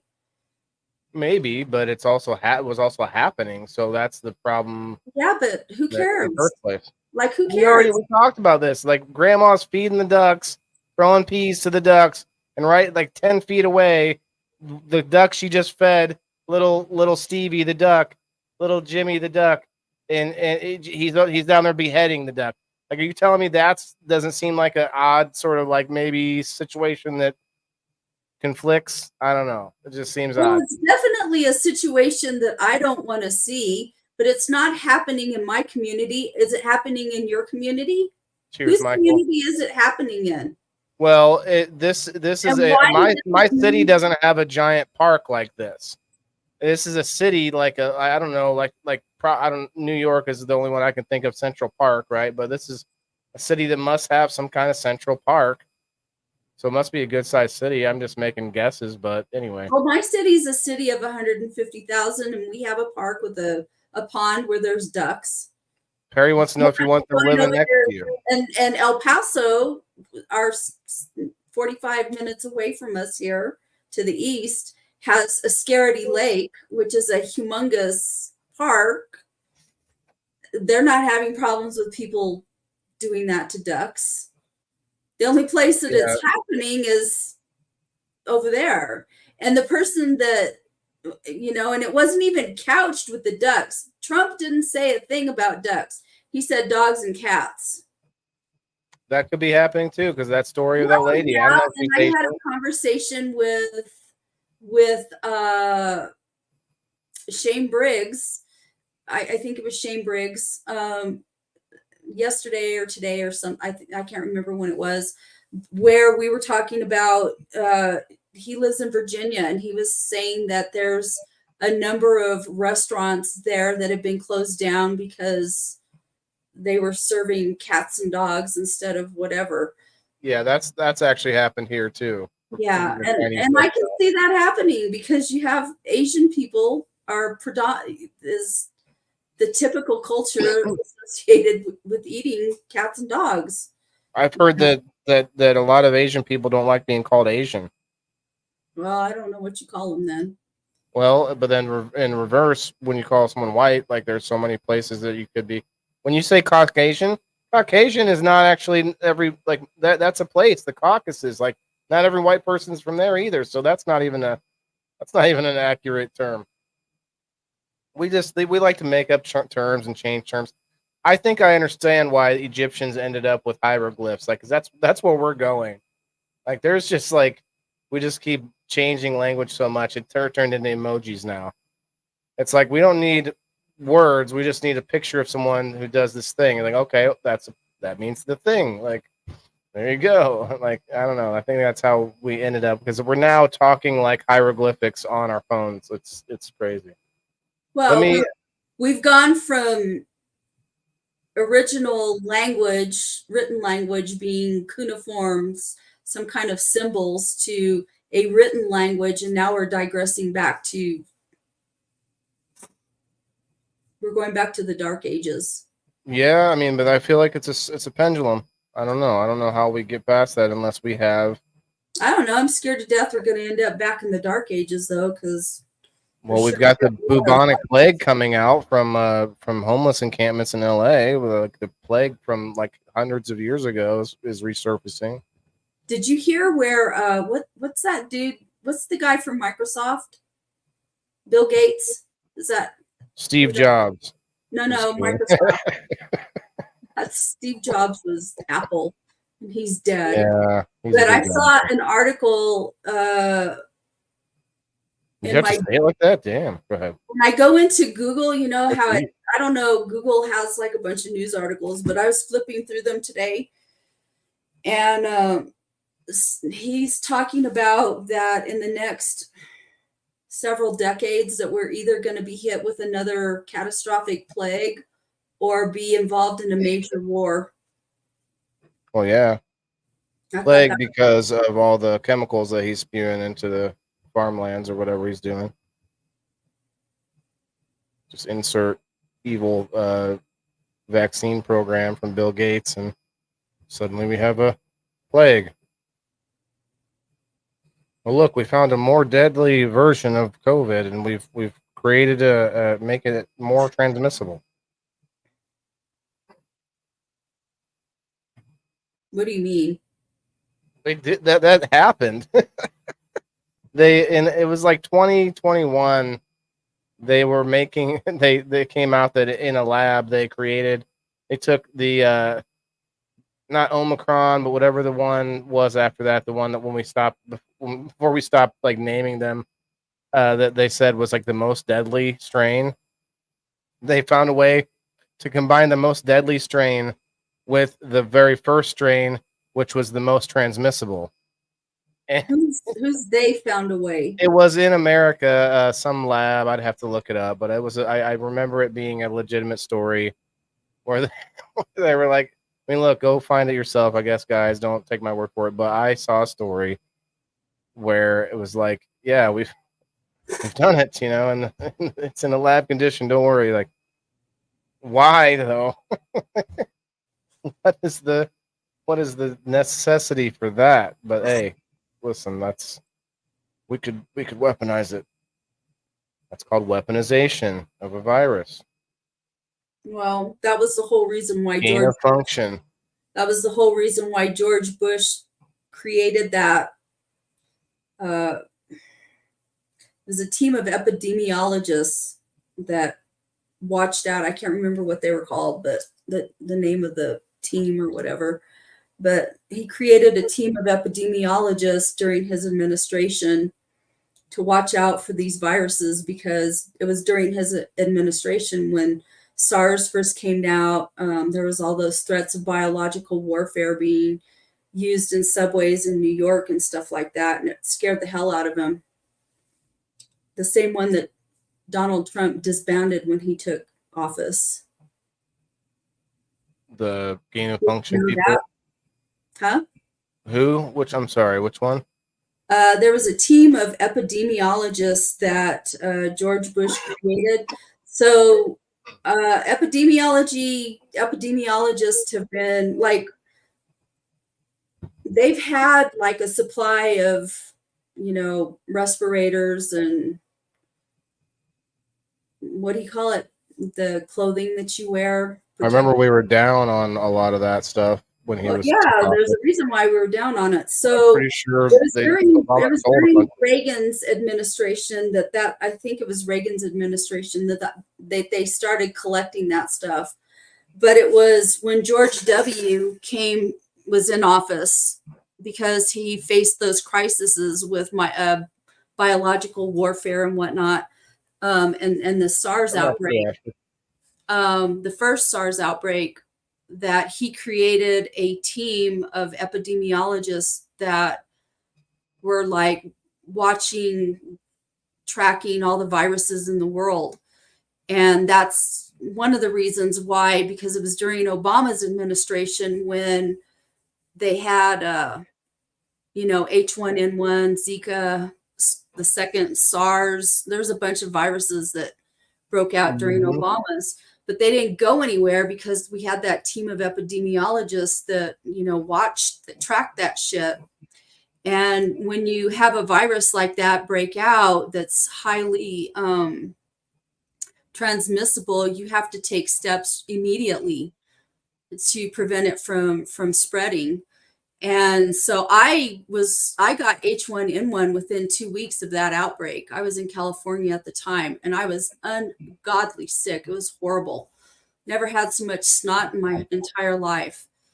But when Trump came in, he disbanded that. It completely went away. All of those people that had been amassed, he didn't keep up with the protective stuff, and the respirators were, there was a lot of issues. So we really got caught with our pants down.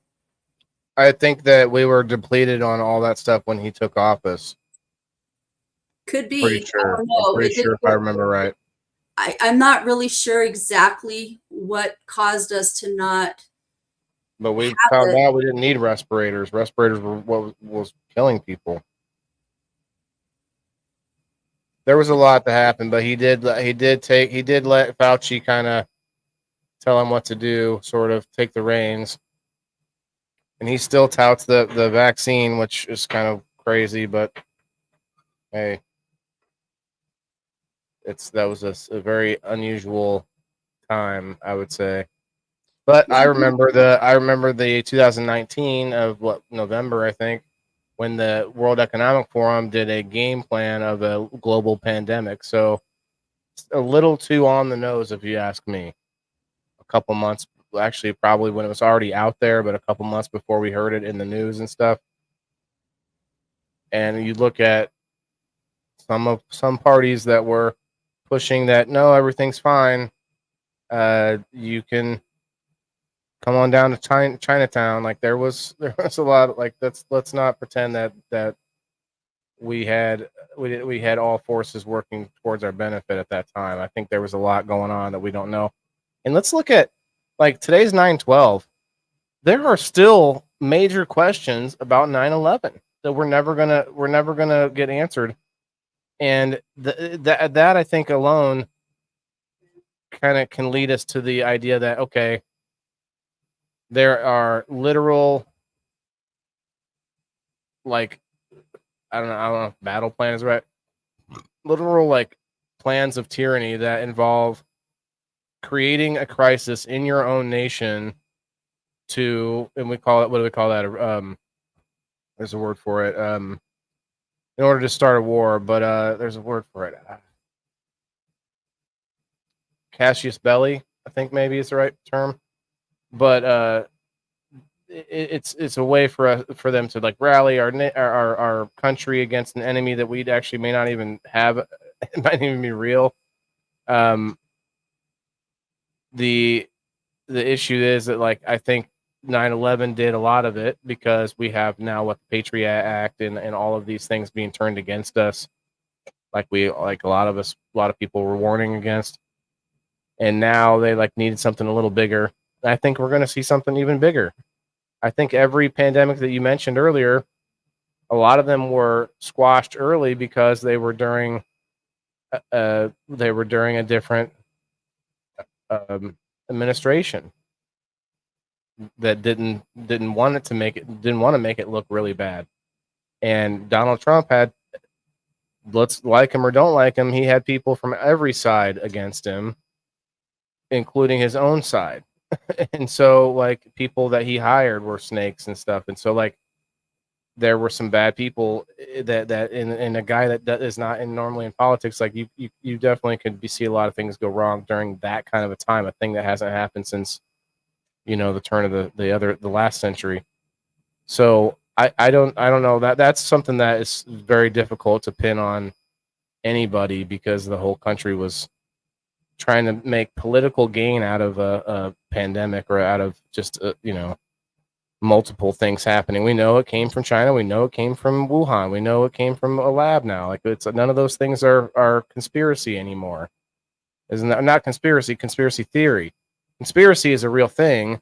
Conspiracy theory is a theory on something that might be a conspiracy. Like, so we know those things happen now. Have you seen some of that? Like, we know it came from a lab, and we also funded it. We funded it. America was funding that lab. Well, yes, I'm pretty sure that's real. But here's the thing. China, if I'm not 100%, if I remember correctly, China was only supposed to have a certain level of lab. They were not allowed to have the higher level lab. I can't remember how they There's Right, higher which means level labs where yeah. you have like these really, really bad diseases. Yeah, And that'll be the China next one. has never been cleared to have those because they don't have the hygiene practices to be able to. What? Who's telling them that? Who's deciding that? I don't know. I don't know what The World Health organization. Organization, maybe? No, it's not the World Health Organization. I don't know what the governing body is for that. But they were not supposed to have that virus. So I don't know that we'll ever know exactly whatever with that virus. I don't know that we'll ever know that, just like I don't think we'll ever know why John F. Kennedy was assassinated, Bobby Kennedy, Malcolm X, Martin Luther. Well, we I know don't know that why. I mean, they we'll, make movies about like if you you watch you enough can movies. sit there and you can assume and you can No, that's conspiracy not what theory I'm the hell saying. I'm out of that. saying We will that's not what never I'm saying. know the real reason. We will never know the truth of all of that ever because it is I going to be agree. so well hidden. Those But people that probably were involved in it are probably all dead, and you know I don't know that we'll ever know the truth. so I agree, but my point is that we know enough scenarios, enough different possible scenarios. We don't need to know the exact truth, but we do probably know this. And I think I think there's probably very few people that would disagree, but with JFK, we pretty much he was doing things whatever it was that the powers that be didn't like, that might or might not have been the military industrial complex. They decided they'd have to make a lesson out of him, and I think that's probably like a generalized idea, but the same thing with the towers, like I things don't. don't add up. I think it's different because you had Man on the JFK tribunal. killed, you had Malcolm X killed, you had Martin Luther killed, Bobby Kennedy. Abraham Lincoln. Abraham Lincoln died at like 100 years before that. Yeah, but people get murdered or assassinated for a lot of political reasons all the time. Yes, they do, and I think that's as simple as it is. I firmly believe. I don't think it's coincidence that all four of those people related to civil rights were all killed, all assassinated around the same period of time. I think it's related to civil rights. Yeah, COVID did turn into a money grab. Look at all those elderly people that got killed just by getting having a bunch of COVID patients be put in their nursing homes. Terrible. Can you imagine like deciding to do that? Oh yeah. Vaccines, yeah. Well, whether they wanted to do it on purpose or not, now most people or a lot of people, I would guess, are leery of vaccines. I am. I'm not leery of vaccines. You're not leery of surgery either. You must like surgery. You've had like a bunch. No, I'm a firm believer in whatever's wrong with me, I'm going to fix it before I get too old and die from it. Yeah. I just have seen some cases where surgery it can be things that you can't come back from, and depending on what it is. I like stem cells. I really want to get into more current news on stem cells. Yeah. Because I think they don't always work. They don't always like they say hold, or what's the other term? They don't always take. But yeah. I wonder. What I don't know is that does that mean you could do a second dose, and maybe it would take the second time? I don't know. Smash says, I don't know. Passing out. Okay. Good night, Smashley. Have a good night. Good night. All right. Anytime you under the knife is scary. Yeah, that's what I'm saying. But 9/11, I firmly believe that there's something more to 9/11 because you cannot tell me I think they didn't know that was going to happen. You cannot tell me that. With all the knowledge we have about them, knowing the pilots and knowing the. Dude, I was watching that whole fucking thing take place on TV. I turned on. I watched the Today Show every morning. How did they know to have it turned on so quick too? They had it on so fast we could watch the second plane. Everyone could see the second plane. Like that was fast for the news to have it on. Well, dude, did you not? you probably weren't watching this stuff, but there's I was in school. We watched it. there's like this computer printer Oh, I think thing. it wasn't that fast. The Wire, I think is what they call it, or something like that. And it prints out reports from all over the place. And that thing was fucking going haywire. Because I remember the Today Show. I turned it on. Taylor and my son and my dad were in the kitchen. I'm in the living room. I came in to put my makeup on so that I could go to work like I usually do. And my dad and Taylor were blah, blah, blahing in there. And I turned the TV on and I'm still half asleep. And I'm looking at this screen going, what the fuck is going on? Like, why are they showing this picture of this building on fire? And so I'm standing there in front of the TV trying to make sense of it. And then I realized that it's like a big issue. And I can't understand because everybody's talking. And I said, Dad, you guys be quiet. Something serious is happening. So they stopped talking. We were watching it. And then my dad's like, we got to go. So they left. And it was within 30 minutes of that they knew that we had been attacked by terrorists, and they had the fucking vehicle of the terrorists. They that showed video footage of them surrounding the vehicle and trying to determine if it had explosives and calling in bomb squad and all of this stuff. So you cannot tell me and that was just the New York police. But right? they had the terrorists surrounded. I thought they died on the plane. No, their vehicle. They left their vehicles in storage. You cannot tell me then this is just the New York City police people or whatever. Maybe the ATF was involved. I don't know. Sounds You very... cannot tell me that our president didn't fucking know about this shit. I just think that the way the buildings came down was so weird. Like, I'm not an expert, but man, you would think. And so remember all the controversy with going into Iraq because they had weapons of mass destruction, and that whole case, it played out in our freaking Congress. It was a big debate. It was a big debate in the country. Didn't they find some residue of like yellow cake or whatever? But that was like could have been from the they were making a case. They were trying to make a case to go into Iraq, and so they were pulling out all the stops. And I used to there was a group that I used to hang with, and we would get together every week or every couple of weeks or whatever, and we would sit there and we would talk politics. And I told them, I said, dude, George Bush is making a case to go into Syria and all of these other Middle Eastern. Not just him, but yeah, for sure. And we argued, and I said, mark my words, that's exactly what he's trying to do, right? And so as time goes on, he's trying to make his case to get in there. And then several years after he left office, one of his people wrote a book and said that's exactly what he was doing. So there's something more to that whole 9/11 thing than meets the eye. It's the same thing as with Roosevelt, FDR. FDR knew that Pearl Harbor was going to be attacked. He was looking for a way. Oh, I heard this one. Okay. Oh, yes. He was looking for a way to get the United States into the war because It's called a Cassius Belli, I think. Huh? A Cassius Belli. Cassius Belli?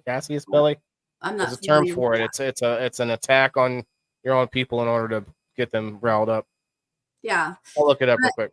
But I don't know if he realized the magnitude. Like, I don't know, but I know that he knew that we were going to be attacked, and he let it happen because they wanted to get into the war, and the American people were very isolationist at the time, and they, it just wasn't going to happen. But it sure as shit happened after we got attacked, because how dare they?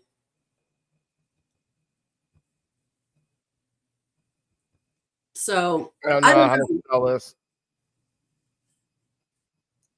Huh? I have no idea how to spell this. What? Oh, I think I found it.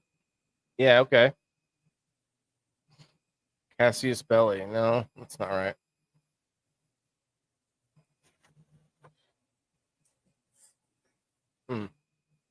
I don't know how to spell it, but I know the term.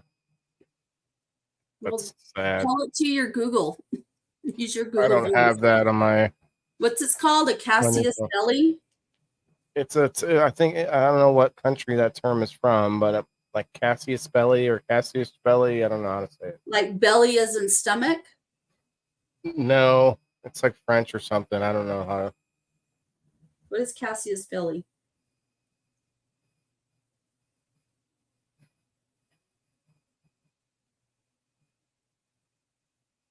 It's like a maneuver. What is the Cassius belly maneuver?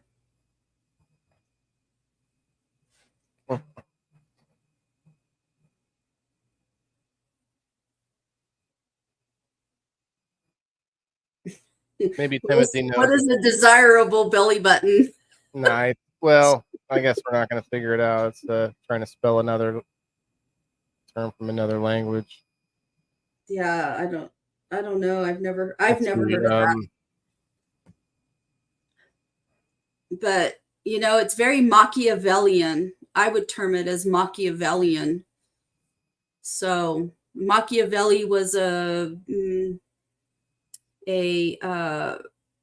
political philosopher during the times of the Medicis. He wrote The Prince and some other stuff that are very influential in political science. I've had to read a lot of his stuff,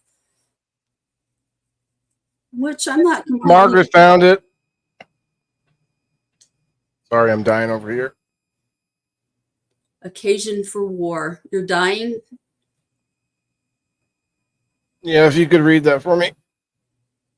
So from Latin, casus belli, occasion for war, plural casus belli, is an act or an event that either provokes or is used to justify a war.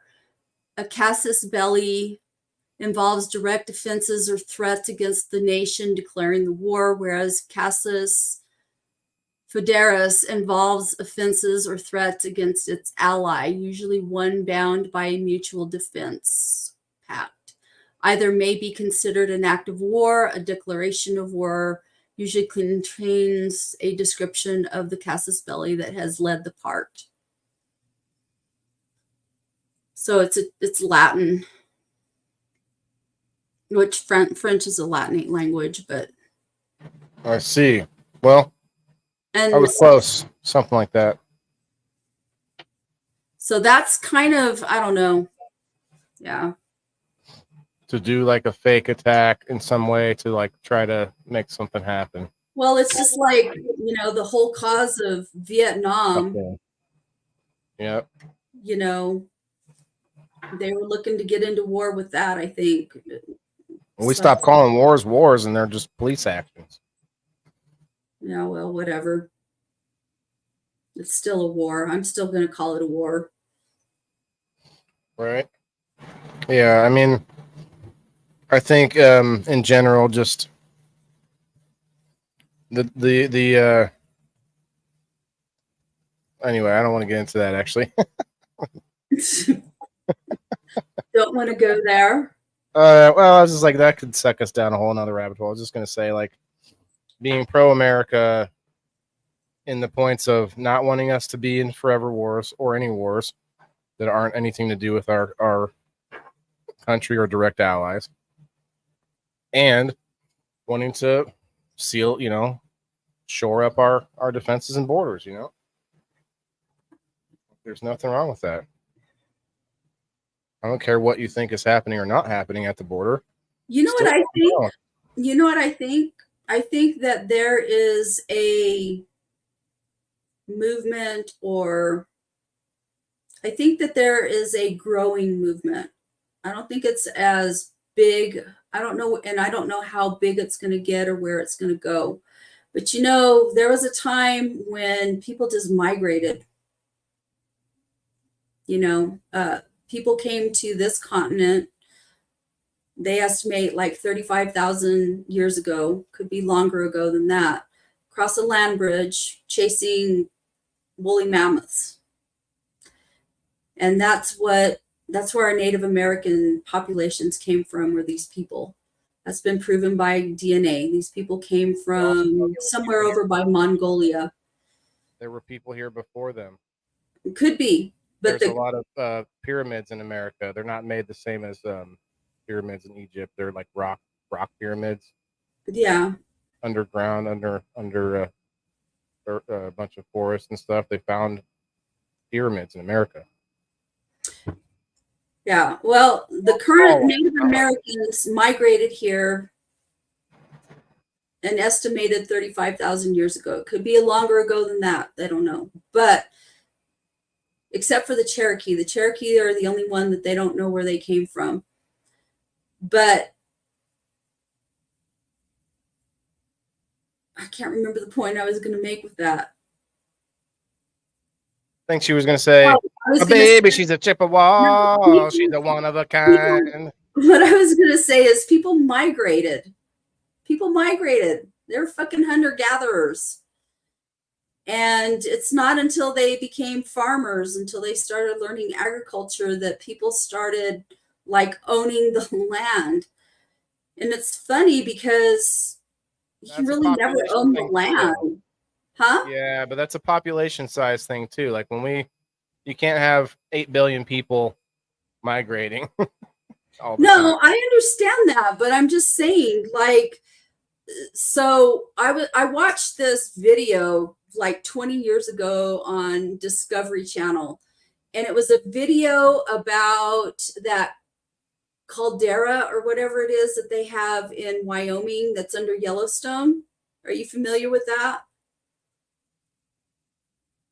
That if it blows up, that it's going to decimate. It's huge. It's a caldera, and it's like rising. So it's a lot of pressure.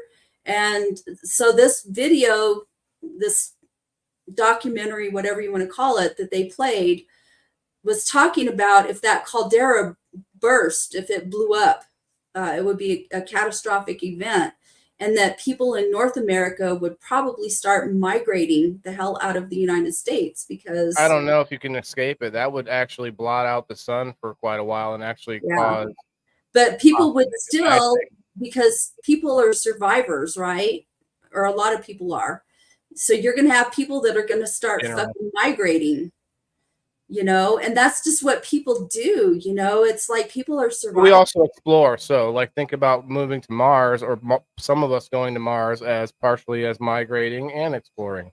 Yeah, but people, we migrate. It's like, so this whole concept of borders and stuff like that. And don't get me wrong, I'm not against borders. Like I'm very much an American. Well, wouldn't you say it's an advancement though? Because it came after hunter-gatherer, after figuring out agriculture. But what do we know about history is that it repeats itself, that things come and go. They say it rhymes now. Have you heard that? They say it doesn't repeat itself, it rhymes. They say history rhymes. I don't think I've ever heard that term. Yeah, so it repeats itself in a way, but slightly different. Like how, rhyme, dime, time, lime. That's repeating it yourself, but a little different too, a little twist. Now we've got guns. We had swords before. Now we had, Yeah. So like it is repeating itself, but things are different. So I like the rhyming. History rhymes. Yeah. It's a new thing. So I've heard of some people using it. I'm like, I'll use it.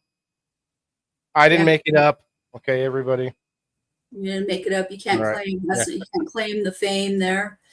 Yeah, but it just, I don't know.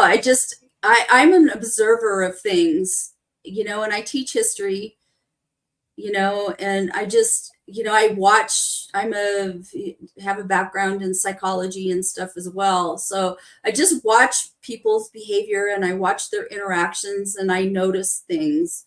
And it's like, I don't know, people are starting to migrate a lot. Well, I don't mind migration, but we do need to regulate it a little bit, just like Bernie Sanders said. Well, I agree with you. I don't listen.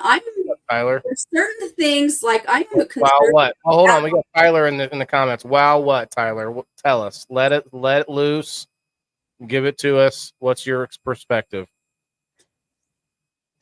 I am a very conservative person.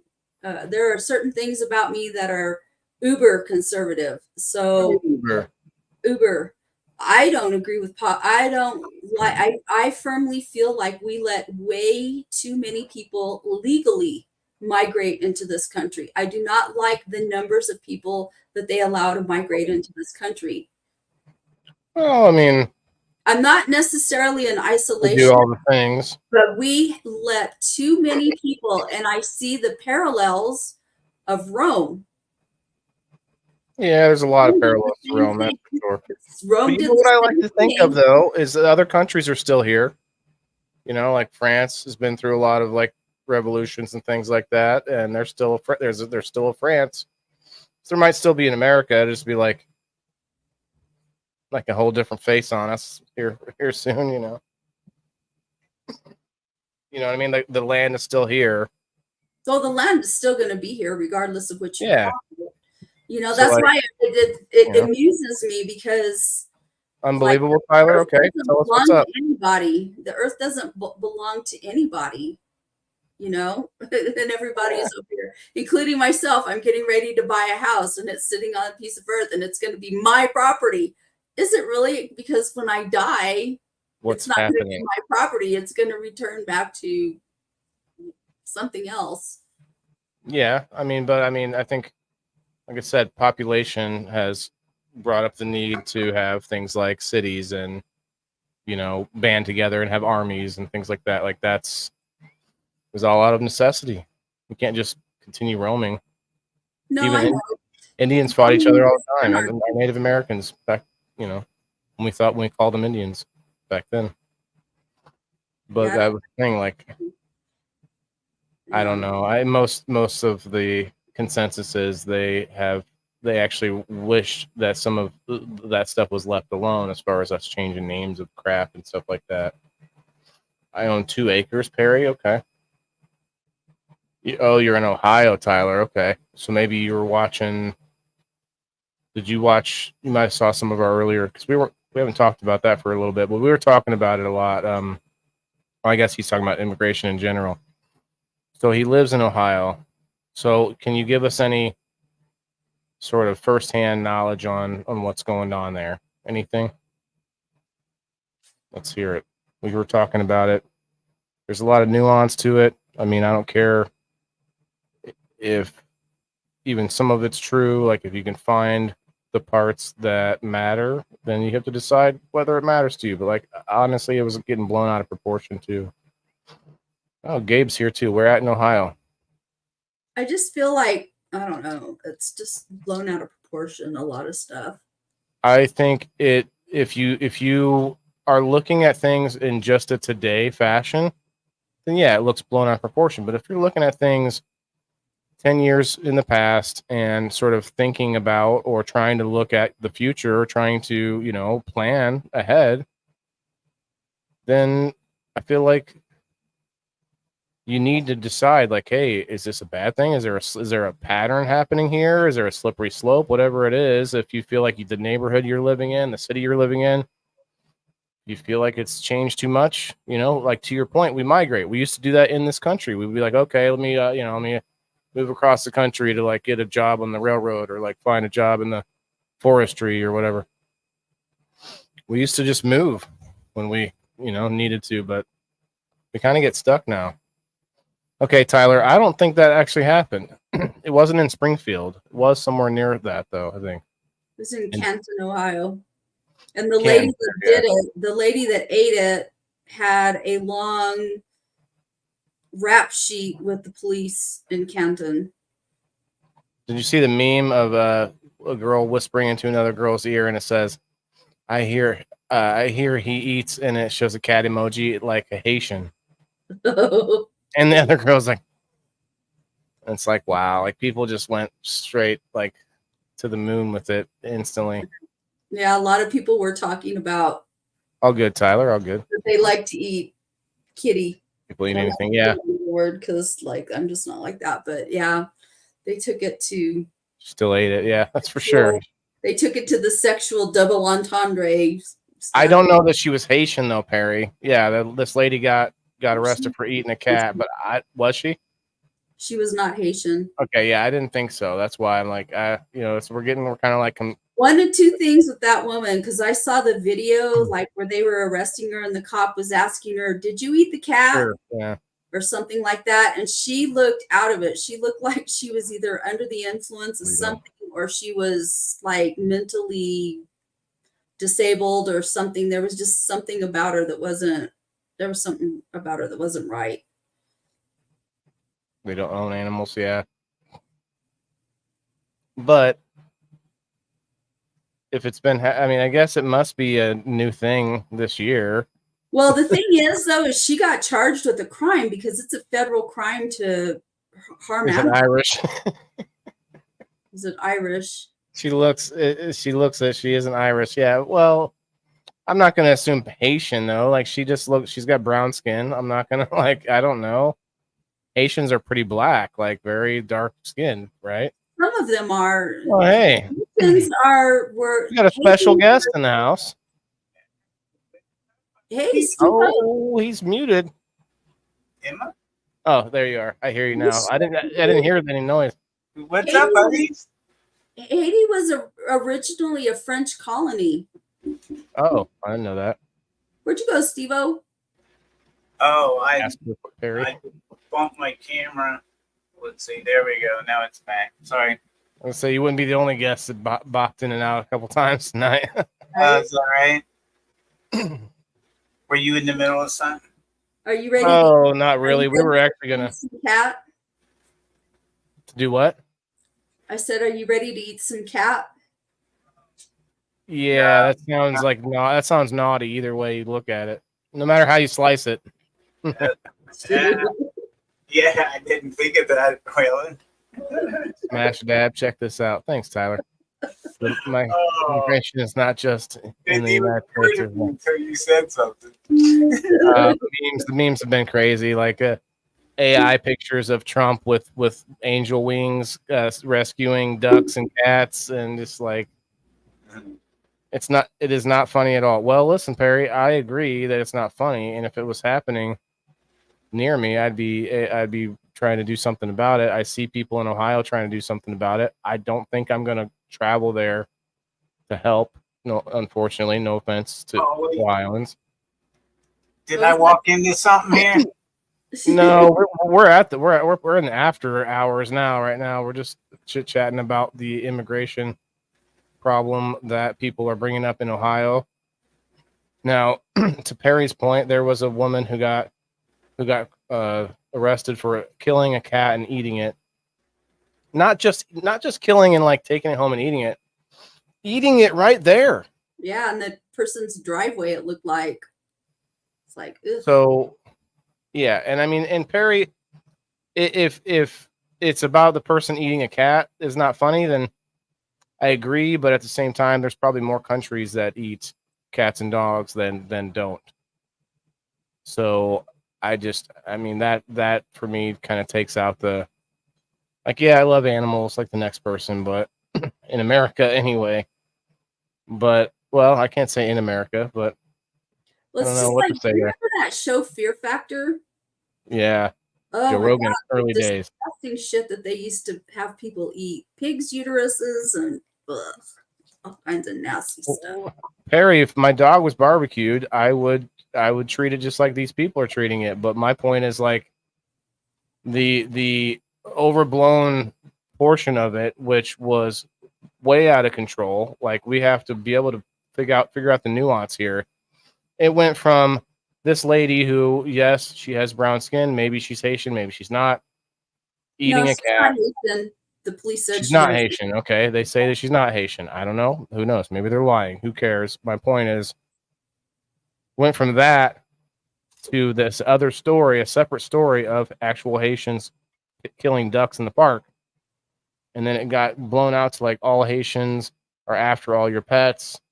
And it just like there was a little bit of a, that's where the humor is as far as like you have to laugh at it because people are going way too far.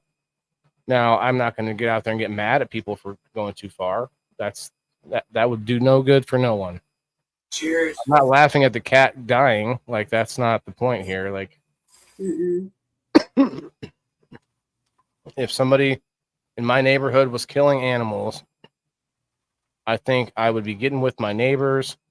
I would be trying to form some kind of a connection, a way to call each other if in case something's going on. Like, because the police aren't going to be able to get there and save your animal.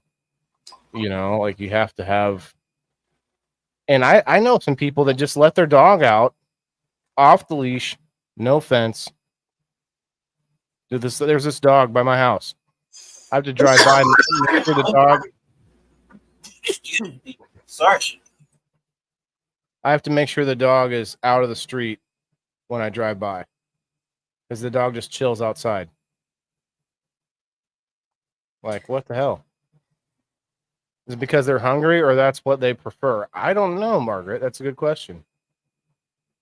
Well, it's just like I was saying earlier, you know, when I read 20 Years at Hull House. It was a book by Jane Addams, I want to say, or I don't know, what was that lady's name? Anyway, she was out of Chicago. And one of the things that people were doing is they were migrating here, you know, in the 1800s. They were migrating here in mass. There was such a mass of humanity that was coming here to the United States. And they were bringing their ways with them. So if they were migrating from a rural place in, say, France or Ireland or wherever, you know, they'd have right there in the middle of a city a very dense population raising their chickens and killing their goats for food and stuff right there. And it was a sanitation problem. And while they weren't necessarily doing anything wrong in doing that, that's what people naturally do. You know, they didn't have supermarkets back then. You can't do that. You know, that's where they started regulating things. They started a trash service, because back in those days, the trash was thrown in the street. They didn't have anybody to pick it up.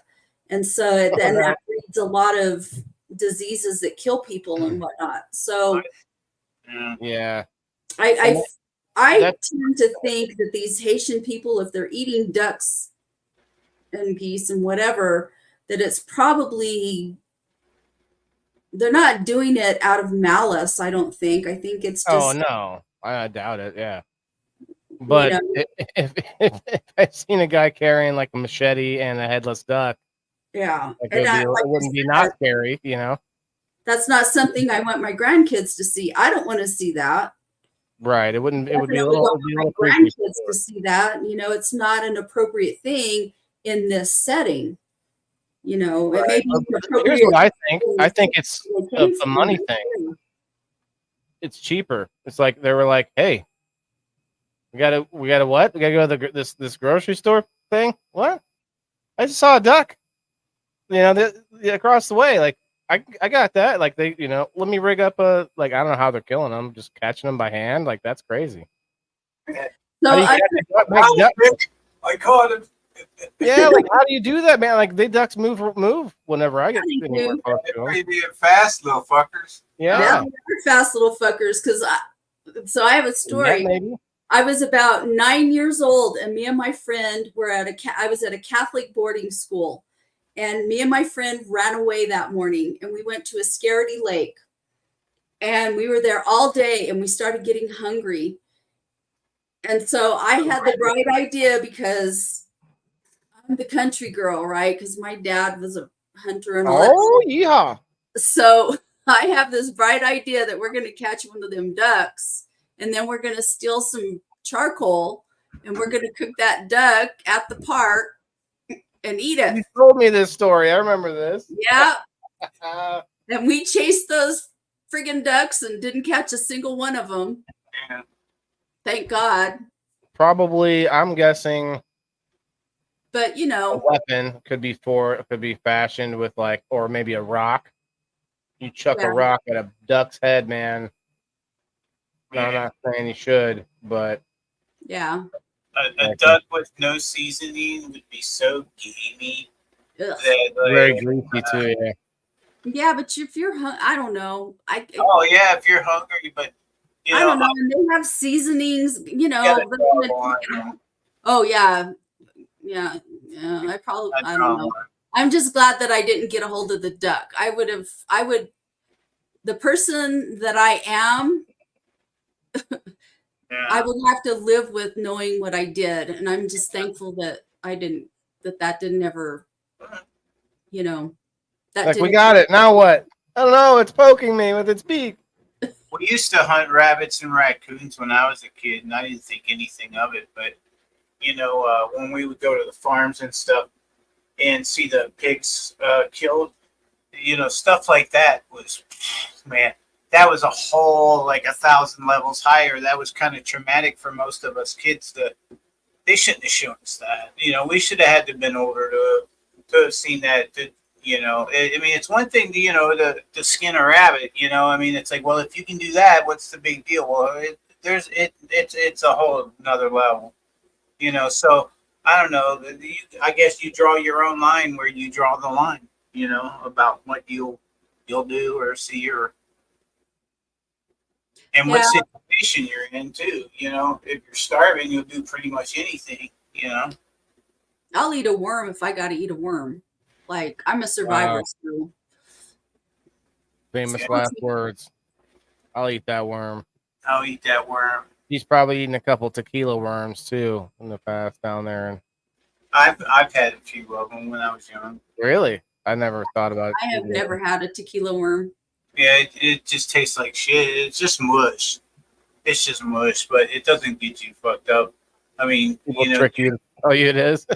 Well, the way it is usually it'll be a big shot. It'll fill the neck of the bottle, and that shot's what'll fuck you up, not the damn worm. Yeah. It's usually that double that you end up chugging. And you're chugging it fast because you want the mush to get down in there deep. Because on the round end of the bottle, this much looks like it's nothing, but when you flip the bottle up, it fills the neck and then some. Yeah. It's actually a big fucking shot. Yeah. Some of those. Yeah, you're not gonna let it go back in the bottle and look wimpy. So you're gonna chug a double, and that's what's gonna get you usually. I used to be able to drink tequila, no chaser. I'm not that guy anymore. Ooh. Yeah, I can drink tequila, no chase. That's the way we drink it here. Either that or in margaritas, but I don't like margaritas. I don't like that stuff they put in it. It's nasty. When's the last time you had a drink, Kim? yeah. Oh, it's been a couple of years. I What? don't drink that much anymore. You Yeah. think you could still take a shot of tequila, no chaser now? Oh, yes, I could. Ooh. Sure The you only did. thing, the only liquor that I found that I cannot just chug like plain is Southern bourbon. Comfort. Oh. Bourbon, for some Ooh. reason, it gets down in my stomach and it comes right back up. I have to drink bourbon with something. I have to mix it. It will Any not whiskeys stay for on my me stomach. is not that. I'm not a whiskey guy either. Jim Beam. Oh. No, I don't like the taste of Jim Beam. I'm a well- Jack Daniels Crown, but it will not stay on my stomach if I just drink it like shots. Jim Beam and stuff like that is like lighter fuel already. You know what I mean? It's pretty strong. I would rather have something. Like what is that? Jack Daniels. Man, I OD'd on that nearly. I think once it puked so bad that the smell of it for years was like immediately. And now I can sip on it, but still just that memory, man. If I don't get that thought out of my head, man, I can literally chuck on it just for that reason. Timothy I says did that coming up with on 8 tequila. years alcohol free. Congrats, Timothy. Yeah. That's awesome. I did Wow, that with that's tequila. great. I killed a bottle of 1800 Cuervo when I was 16, an entire bottle. And we came back home, and I was with a friend that was 22. And we came back to my house to get her car. And I crawled into the back of the house. We had a big room. And I was like laying on the floor, and she came over and she stuck a bathroom trash can under my face and stuck her fingers down my throat and made me puke, because otherwise I probably would have died. I Nice. had a hangover for 3 days, and I still to this day cannot stand the smell of cheap tequila. cheap cologne? Did you drink it when you're so Oh, no, alcoholic? I never did that. No, cheap tequila. Like Oh Alyssa no. Bourbon is a cheap tequila. Yeah, cheap tequila is well. So, but to your point about how strong, like whatever, I could do some like Bacardi, like 151, but like no, not the Jim Beam or the Jack or I like to shoot vodka. I'm a vodka person, but I like high end vodka. You haven't had vodka in 2 years. I don't know if you could say that anymore. No, I have some in the kitchen. I'm a social drinker. I don't like if I'm I gonna don't. drink, I drink socially. So, but I I don't can really. shoot the vodka. I'll have a beer at like a dinner or something here and Yeah, there. But maybe once in a while. I will, especially special occasions. But, if you show it to me and it looks really icy cold, then sometimes it's a wrap. It just depends. what's this mean, Elisa May? I have that memory with Cisco. Like Cisco, What's that mean? like the artist. Ohio says haven't drank since Thanksgiving. Well, good Nice. job. Yeah. Wow. I think I'm a firm believer in moderation, other than like the fact that I'm smoking cannabis every day. I think that's the only thing I'm not really moderate on. But It's the way otherwise, I, yeah. it's the way I medicate. So Oh, it's a drink. Okay. that's what I was Yeah. thinking it was. I can't stand beer though. Blech. I don't like bitter tasting stuff. Beer's nasty. There's some beer that I can't stand, but there's some that's all right for me. Huh? Yeah. I've never like it.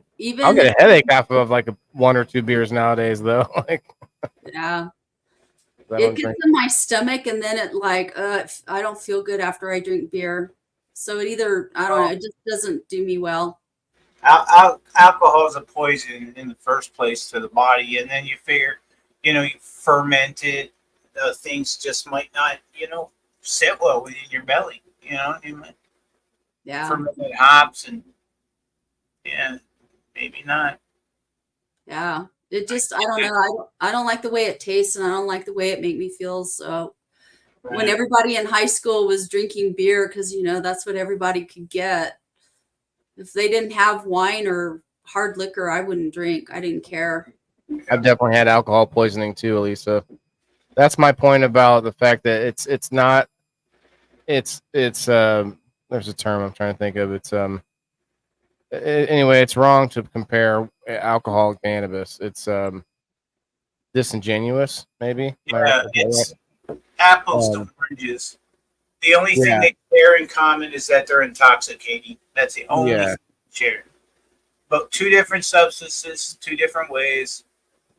Yeah, I completely agree. And everyone's so cool with whatever this event, Yeah. liquor companies sponsoring their little league, uh, uh, teams and stuff like that. But no cannabis. That's It's why I like like cannabis events. That's so far, and none of them that I've been to have had booze. I don't think. yeah, they mostly are booze free. Interesting. One is medicine, one's toxic. Well, there are medicinal applications to alcohol, but very, very, very few.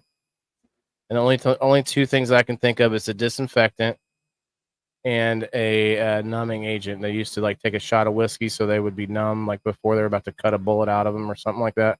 Yeah, right. Oh, there's the third thing. The other thing is like the fact that there's like a little bit of a health benefit from like a glass of wine a day, like the whole like a blood. Is it like a blood thinner? It has something to do Yeah, with that, but I don't know if that's like really medical. But like there's a tiny, you I've could say, heard that. benefit.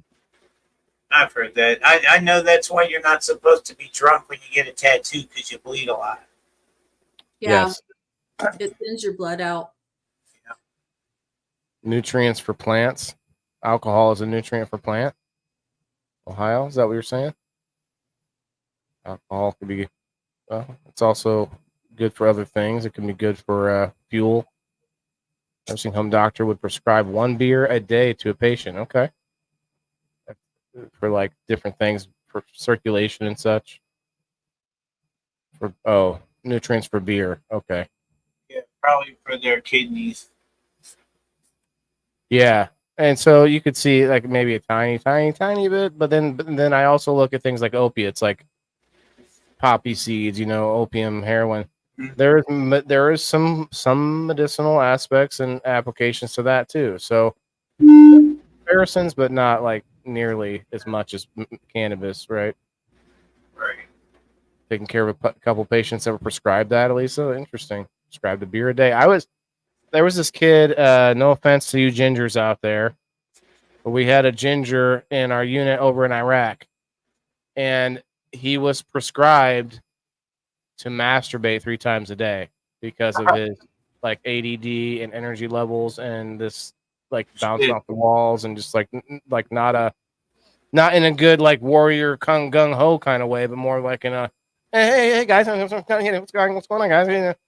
It's just like he was a very animated guy, and he was prescribed masturbation. Interesting. Well, I could see because, like, after men have sex, they fall asleep. So it produces some kind of a It definitely lowers the energy levels for a minute there, and releases our like serotonin, which makes our brain like relax a little bit. yeah. So My I heart could doctor said a glass of red wine with a meal would be good for the heart. Yeah. Man, Hi, Diane. the things we talk about on people in the boxes. Well, we It went just- through a gambit tonight, man. Yes, It was, there. Yep. we talked about the debate for a little bit. Oh, yeah? Yeah. I mean, I didn't not a li- whole lot. I just jumped in here and I said, "Oh, people in the boxes is on boat." I didn't even know what you guys were talking about. Oh, we had a few people, several people were in here earlier. We were talking about Monsanto and glyphosate for a while. Johnny Paradise came through. That's coming up if he comes into space. That's coming up glyphosate.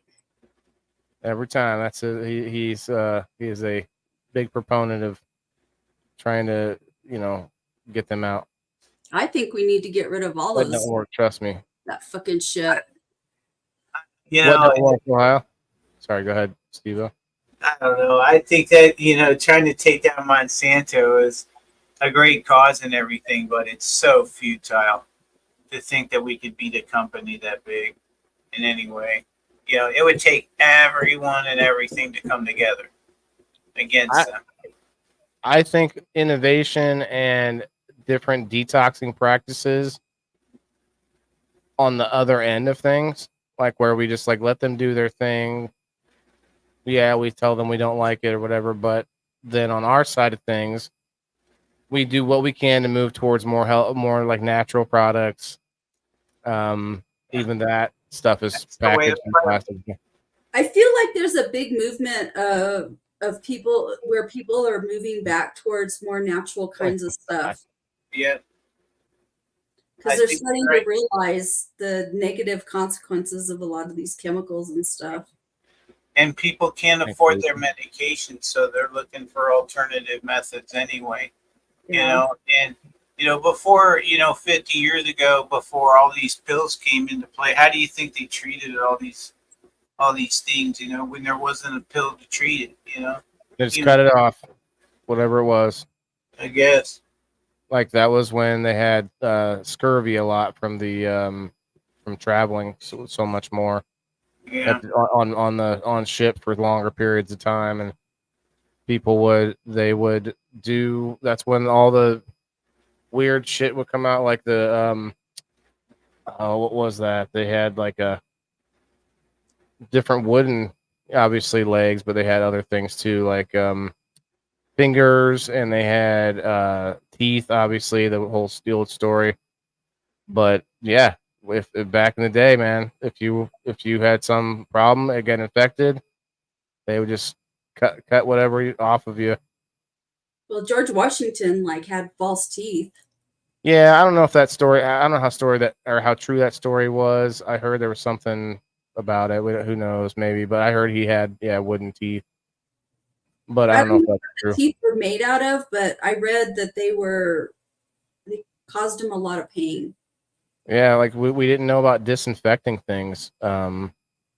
But to your point, Steve-O, we had we had more common knowledge of like everyday plants that could be medicine. Now it's like, what's that, a weed? I'm mowing it down every week. Purslane? Yeah. Huh? What are you mowing down, purslane or what? No, like all kinds of weeds that are probably medicinal.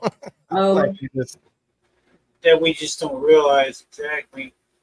I think we outsourced our knowledge of it, and then we kind of got complacent that we don't know it anymore.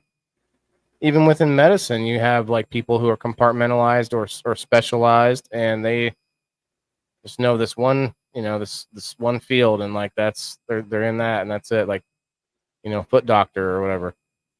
Yeah. Like they have to know some ancillary things, but they can be pretty specialized, right?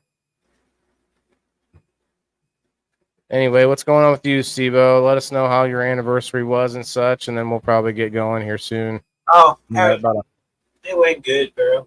I had to go to the doctor, and I hadn't been feeling well for a few days, and I needed. I already had an appointment, so we had to do that, and then we went and got something to eat together, and we actually decided to, for the first time since, probably 2019, probably, I decided to stop at the dispensary and try to get some edibles, and I thought I would try some fancy wax, some rosin or something. And I wasn't impressed with the rosin any more than any rosin that I ever get. In fact,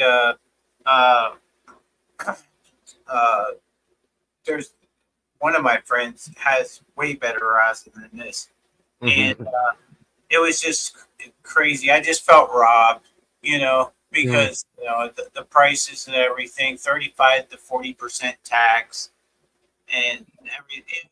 And then, but the edibles were okay. I mean, 100 milligrams, and we just bought the cheapest ones that were 1-to-1s for $15, and ate the whole pack, and they just kind of made me feel mellow, but they let me sleep well.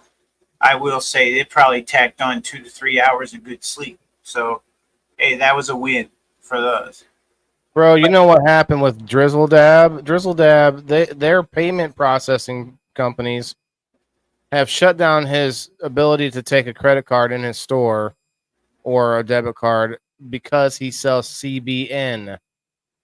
CBN that helps people sleep. Oh no, Now, because I need to order mine. well, you can still order on the website. He said the website is this. Oh no, the website's down right now at the moment. Oh no. He's having it revamped or something, but he's gonna have that back up soon. But his thing in the store is a separate deal, a separate issue. So, Oh no. but I'm just saying, like you made me think of it. It's like they're worried about something that's a sleep aid, non-melatonin. It's not, some pill or whatever. Nice. That's Ridiculous. That's crazy. They really just need to, I don't know, our Congress needs to change the laws. Well, I hate to say this, guys. People don't take it the wrong way. I don't mean it like it might sound, but the one way that that every country, Steven's like, it's happening anyway. We're gonna take it that way. The one way that every country does what you're talking about, it says like a reset, like a clean slate, new laws, let's start over, is war. Like if we can somehow, and obviously we already did have it. We already did this. We had a revolution, we had a civil war, we've had wars. So it's not that far-fetched to think that it might happen again, but if it happens again, it could be on a much bigger scale, which could be pretty scary. But the other thing is, like, I see it as a cycle of life. Like, I'm not all that scared about it because I'm like, well, if it happens, it's probably gonna happen. Like, I feel like it happens. It's happened in the past, many, many, many, many times, and just because we don't call it war anymore doesn't mean it's not. But so I just see it as like that's going to be the only way we can delete a lot of these laws off the books. Like Things like you can't have a ice cream cone in your pocket on a Tuesday walking down Main Street. Why would you have an ice cream cone in your pocket? There is a law like that. I forget what city that's in. Blue I laws. see you. Blue laws. Hey, Hey, Yeah, there's a website, whole blue laws. There's a website with like these weird laws, like you can't have. Some of them made sense at a time. I think the blue laws are in Texas, but I don't know if that's the only place. Nationwide has laws on their books where they're just like old laws that nobody actually follows anymore, does anything with, but they're just silly laws. Like there's a law in some states and maybe a lot of states where you could beat your wife on the lawn of oh Lord, the courthouse lawn, like a literal law. Like you could go to the courthouse lawn as long as you went to the courthouse and you was on the courthouse lawn, you could cane your wife or whatever. Like yeah.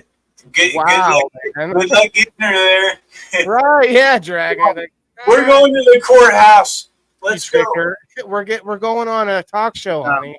You gotta go with me. Yeah, I mean, we shouldn't laugh. Probably, but it's like, man, that's. Well, it was barbaric. There were barbaric times. I think the humor is one way that we relate to them. just published the book. If you have Kindle, it's free. Oh, you got it done while we were live. Oh, okay. Mm-hmm. Nice. Let's here's the book name again. The Art of right Cannabis. there, it's right below. Growing Cannabis. Yeah, let me pull them up here.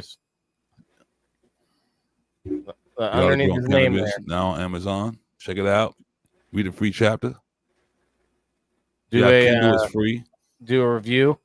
Can you do an Amazon review or whatever? Yeah, I believe so. I'm not sure how that works, but this is my first publication, so kind of nervous, but Hey, I've always thought about writing books. I have book ideas floating around in my head, but never done it. So that's pretty big. I have 2 more I gotta write. You like these? They're already like burning in my head. Yeah, been running for a long time. This took me like a year and a half. This one.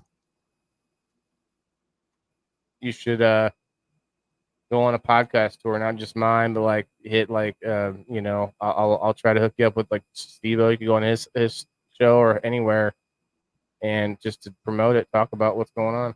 Yeah. All about growing cannabis. I feel like it would be fit in plenty of places. Mm-hmm. Yep. But we don't really have I don't want to get too far into it tonight, but definitely we're going to unpack that at some point soon. It's right to the point. Check it out, though, guys. Yeah, check it out. Yeah. I bit my tongue earlier, and it's really starting to come back to bite me. Wait. Biting me backwards. I bit the side of your mouth the other day. Ooh. I hate that. Yeah. Remember they used to call it a canker sore. Sounds so weird. Canker sore. Ooh. Yeah, well, that wasn't a canker sore. That was a like. But don't you get like? But don't you get a sore from when you bite your? Yep. It's gone by the next day. I'm not asking how long. Well, that's not part of it. I don't know. But thanks for coming back, Ned. We're trying. We're already way over. We've just been. Oh no, I wasn't coming. I wasn't coming back I just came back because I was done what I was doing. That's all. Oh, nice. Cool. Yeah, we'll have to get you on maybe Tuesday because I do have an event this weekend. I'm going to the end of the year North Adams Hemp party at their farm, and we're going to be actually, I believe, coming in remotely live on Nancy Zone's show. Nice. So that's going to be interesting as long as we have internet connection and things like that, and it should be fun.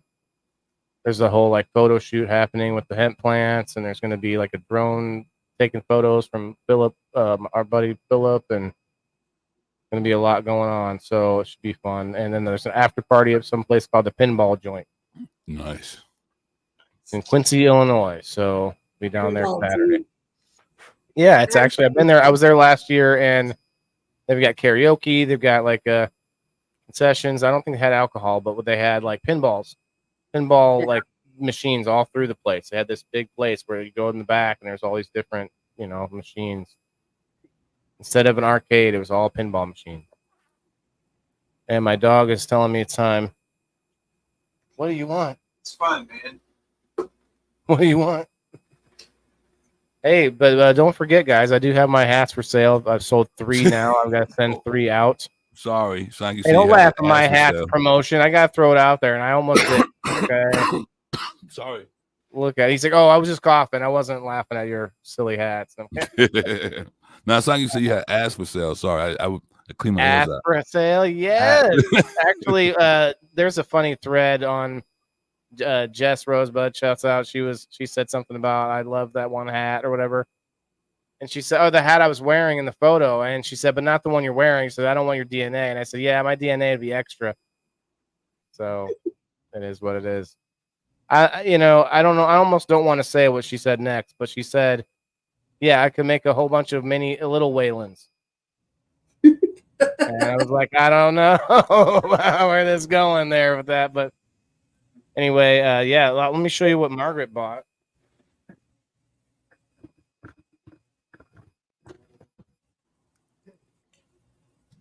She bought this one. So I'm wearing one with the green. And I guess I'll pull myself up real quick before we get out of here, do my little promotion.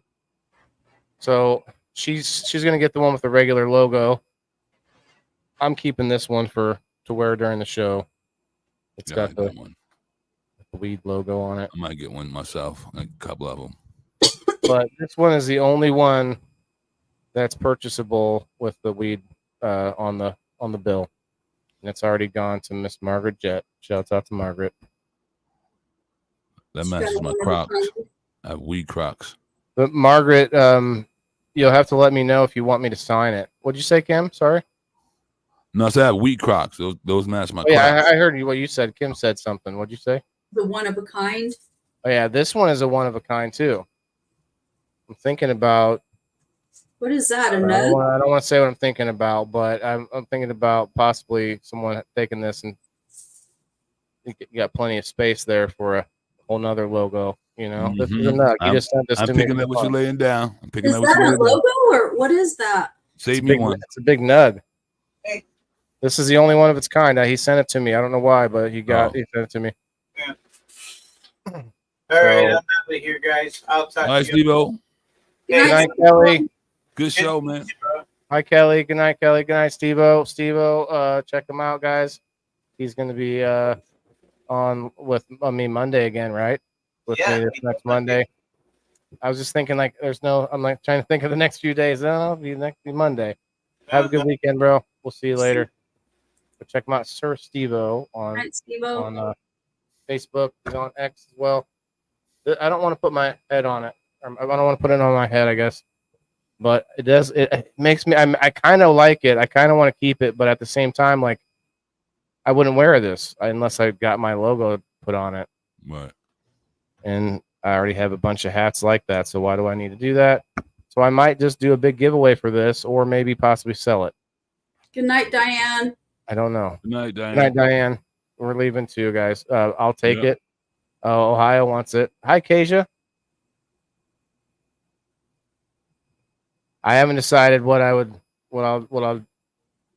like. I want to just say yes, brother, but just give me a second. Give me a second.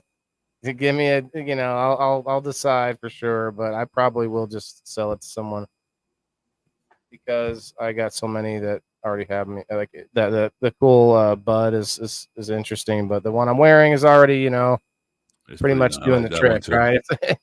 The logo. You have more of those. This is a one of a kind. He sent me these with the cannabis on the bill. The 3 that I just showed you guys. He sent me those with my actual order because there was a delay and there was some theft that happened and stuff. So because it took him a little longer. He sent me a few little goodie prizes. So that's what's up. He also sent me some sunglasses with my name on them. So that's pretty cool. But Kasia, you actually. Anybody who subscribed gets in on the list if they want to win a hat. So while you're here, are you still here, Kasia? I'm channeling Kasia. Kasia, are you still here? Are you still here with me, Kasia? You just have to say the word, and I'll put you in on the list. We're going to do a spin per month. She said, okay, got you. So I'm guessing since you said I need that, you want one of these hats. Now, the hats don't all have cannabis on them, so the other ones have just my logo. I'll show you a couple, maybe. I'll show you. What color do you like? Do you like purple? I will. I word or the word. The word. She said it. Okay. If you win, and if you win the hat wheel once a month, you get to pick whatever from the hats that are left, and you also get more chances to win if you get in on the number wheel every week. If you win my spot on game night, and the more chances for people who are higher up on the subscription and also have been here longer. Every 6 months, we'll get you an extra chance. And the other thing is, once you win a free hat, you don't get to win another free hat until everyone else has got one. So purple. Let me show you, Kasia.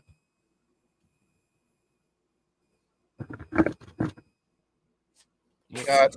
This is the thing. If you could wait to win one, you could wait to win one, but there's a couple. There's only 2 of each kind of hat, besides the cannabis ones. But there's only 2 of these, and there's already at least a couple people interested. So as a subscriber, you get $10 off. So you can buy one for $30, or you can wait to try to win one. Just to let you guys know.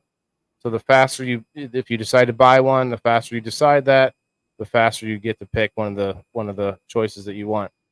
If they start to go fast, then I will order some more. What else? Anything else? If you're not a subscriber, you can purchase one for $40. I think that's it. But if you're a subscriber for at least a month, you can get one for $30. I don't mean subscribe for only a month. I mean you have to be here for at least a month.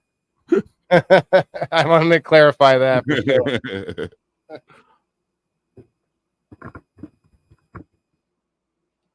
But yeah, half the battle is getting people just to download the app, go to the website, and sign up and things like that. I mean, $2, you get more than that back pretty quick. All right, let's go. Have a good night, guys. Thanks again, Kim. Thanks. Well, peace. Good Much night. love, everybody. Peace out. It was fun. Remember, guys, we'll be back next Thursday, 8 o'clock Central Time. Share our perspective. Have a good weekend. Come back and see us on Sunday for game night, and Kim on Sunday for the Legit Bean Review Remastered Sunday Fun Day. And Neb, check out his book, you guys. It's on Amazon right now. Peace. Good review. Thank you.